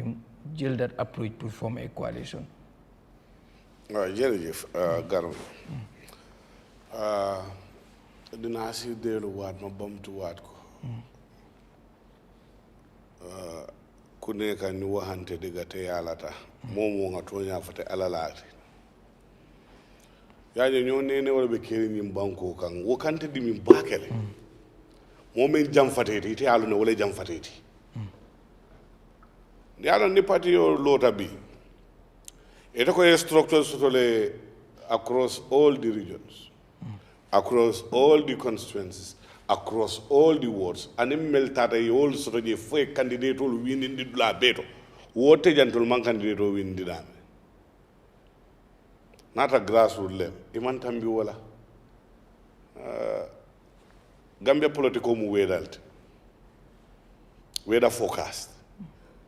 sa ite membe diam la ite female be ite ku ite mun garantie le soto ko wolbe kato faylite ba ite man da folo mel be nun je wol sa falen tol be nun janale be ko no mba be saferi na be laare ba ite me yalo ite mun jikile soto ko mel fol be ite no mo wolbe kato faylite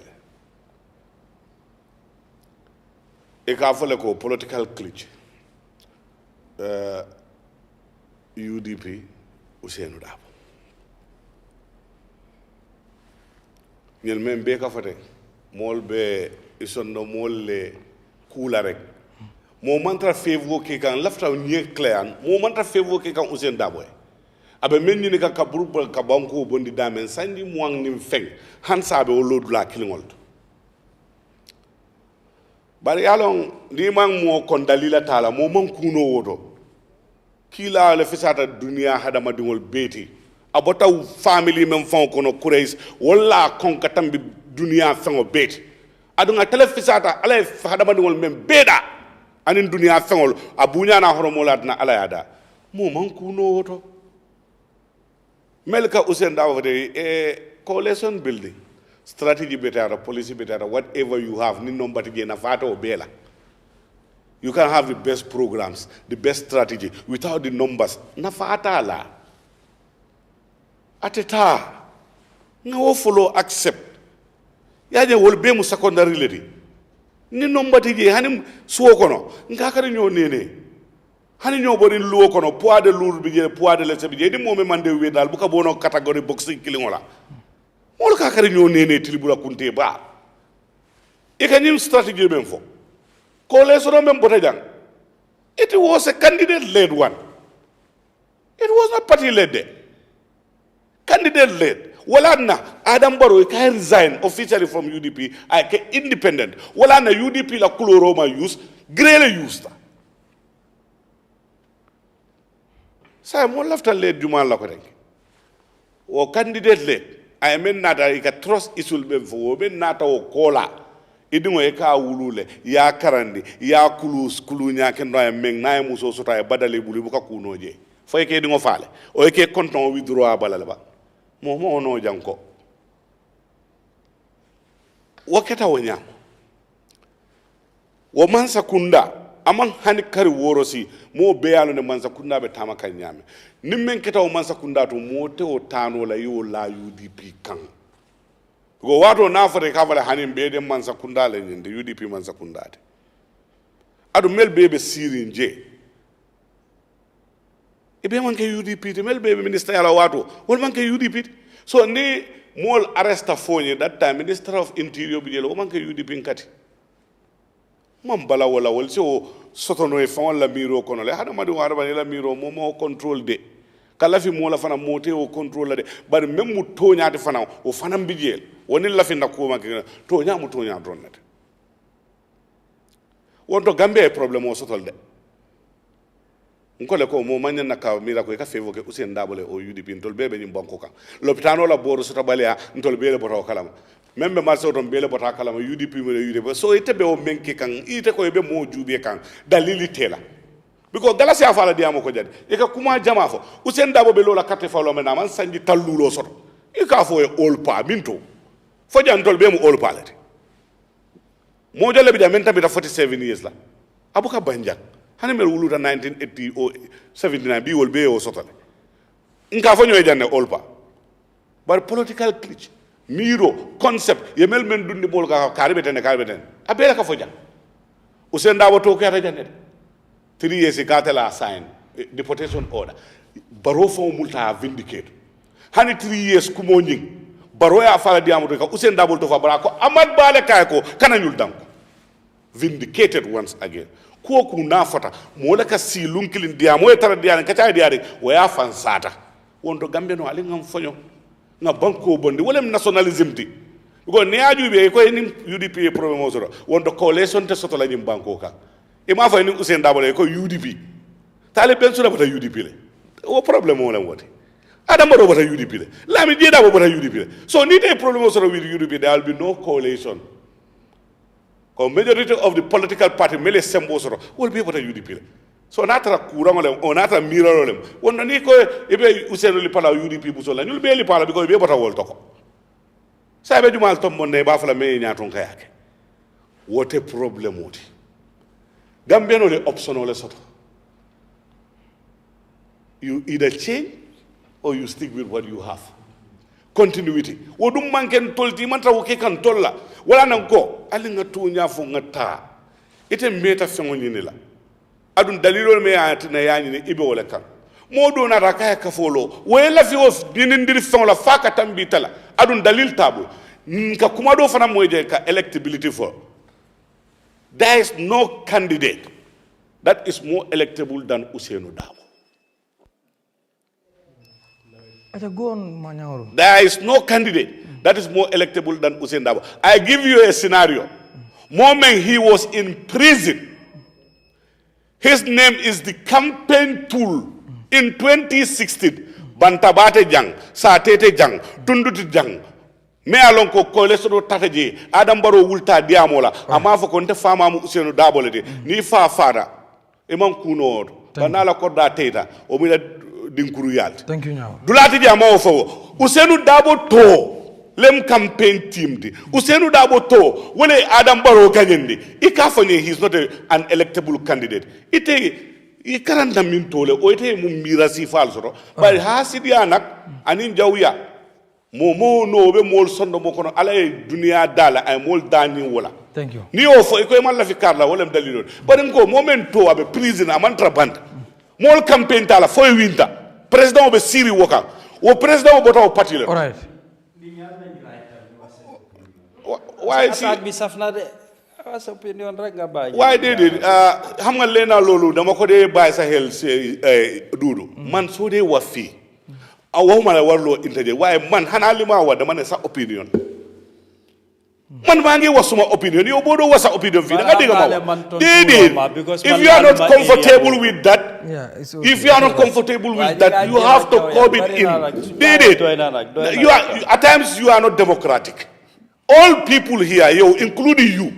am nga sa opinion waaye man awma right pour wax suma opinion yow li nga wax yëpp sànni xeer la sànni xeer jël ko su nekkee sa bos la jëlal déedéet man sànni uma fi xeer li ma wax su nekkee yow da nga ko def sa bos man nga jël man dama ragalut nit fii pour wax la li ma la bëgg a wax man nekkuma di sànni xeer déedéet loolu ngay wax yow sa wax boobu loolu la fi déedéet non man li ma wax dafa leer nañ te dinaa ko repeat su nekkee da nga bañ nit da nga war a am reasons fii laa ko wax dinaa ko bamtuwaat yonente bu gën doomi aadama yi ñu ko bañ amuñ benn reason fii kenn bañu fi kenn ak kañ waxal ne yow bañuloo nit ma ne waxal yow bañuloo nit waaye man li ma wax yow mun loo koo teggi su nekkee yow da nga believe nga sax yow mun loo koo teggi yonente yi ñu ko bañ ak doomi aadama ñu dee bañ amuñ benn reason garmi with all due respect wait no halal it's not about that bëgguma ñu fay fii nii slide bi dama waxuma ne bëgg nga ñu fay wax naa la benn wax ji nga man fii ñu dee wax fii yëpp dama la dee bàyyi you say whatever sense or whatever you think is possible nga wax ko sooy wax sa waxal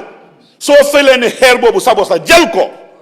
waaye man su ma wax you cannot put word in my mouth you cannot limit it you cannot curtail it you cannot control it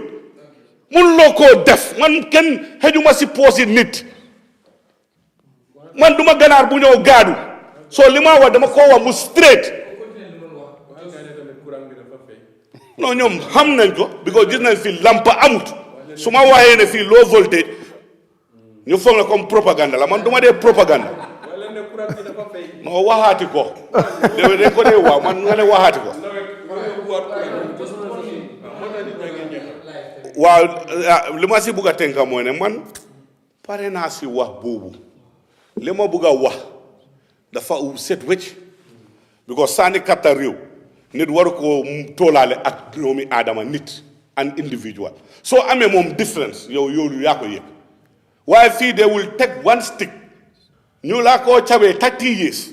amuñu reason te looloo fee am loolooy dëgga nag dafa métti man su ma ne tey xam nga man lu ma dee jaaxal ci politique am bi am na ñoo xamul ne démba Adama Barrow baaxut tey mu baax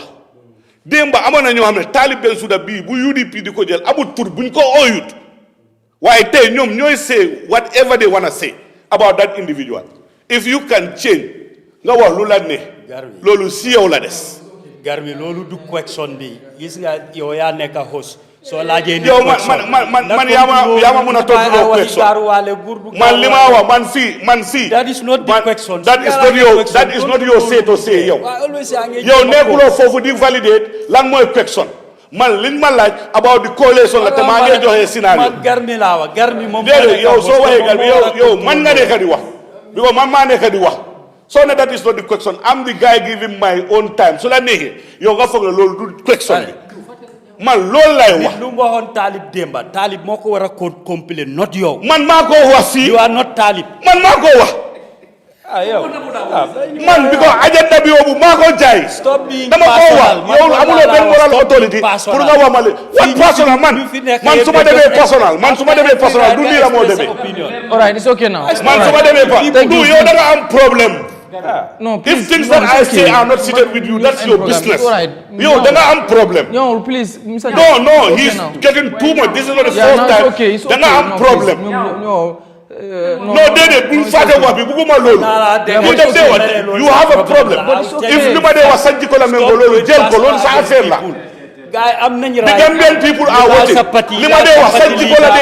People have a right to criticize. Did I say people have no right to criticize? Leader for what? Man, attack party leader. Then they were I'm not democratic. Man, feel they talk. Party buma boka suma luneka lañ ko dewa. I don't respond. Why you could launch a party renga gene dunga? Man, amul luma VAR. Man, amul luma VAR. A very so saned al parel pul kal. Man, duma sanira man ken munu ma jam sa. Man dama amul ñaari kulo be dima jam. Man ken munu ma VAR. Su nekkee li ma la wax yow loolu la daal jël ko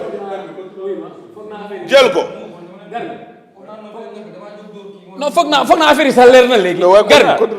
mel na ni affaire yi leer na léegi nangu nañ na Gambian politics is weda focus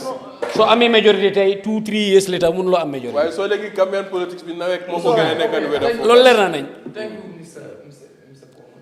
Thank you, Mr. Jammeh. Tell us Nyawuru son. tàngoor bi kon ko mu ngi ngarale tàngoor ba ko yu na fi yaa ngi am ngelaw léegi leneen laa xam moo ne man du ma boobu nit sax this is very abnormal. If people have the right to say whoever want to say whatever they go there wa fi man do ko yow def li ma wax nag kum neex la loolu la su nekkee yow loolu sax ko loolu la programme bi jeex na wala jeew waaw léegi man maa ngi ñaan waaw you are part of Sunu you are part of the family and yow xam nga nu fa demee so kontaan nañ trop xam la and also ñu yàgg a Bojang mu ngi and also inshallah noonu lañ ko continuer di ngeen ko gis ci suñu yeneen programme yëpp rawatina programme bi di Sunu yow nga xam ne moom daf fi am cër daf fi def lu bari so moom daf Bojang dafa bokk Eyeafrica ba dafa bokk Sunu ñoom biitiloo yëpp xëy na ko xam moom Mr Bojang kii so ñu ngi kontaan bu baax indi ko so di leen gërëm yéen ñëpp di jégalu bu fekkee am na dara loo xam ne gis ngeen ko ci programme loo xam ne métti na leen yéen fii aussi yéen ñi nga xam ne yéen a ko mën ñu ngi koy jégalu bu baax a baax si loolu di leen kontaane di leen wax tamit dig daje àllarba di ñëw ndax dañ bañ kii bi fay si kii bi moo tax solo waxal leen nawet moo yóbbu lay bi waaw ñoo xam ne ni laay def déedéet xamuñu ko dañ leen ko expliqué dem programme bi fi nekk di wax dem demut nawet moo yóbbu waat light bi ba pare niñ fi toogee low voltage lañ fi toogee da nga wax affaire yi ni mu fa demee woon Gambia promotion bi story ci Serekunda Ministerium opposite promotion bi ñu ngi am lamb bu mag bu fa war a xew ci diggante France ak Bébé Xarañ ak yeneen lamb yeneen combat yoo xam ne xam nañ ko ñu tuddee France maa ngi ñaanal Bébé Xarañ suma rakk yàlla mooy maa ngi ñaanal France yàlla na ko yàlla maa ngi ñaanal France bu waa Banjul ñëpp ngay ñaanal France jaageen jëf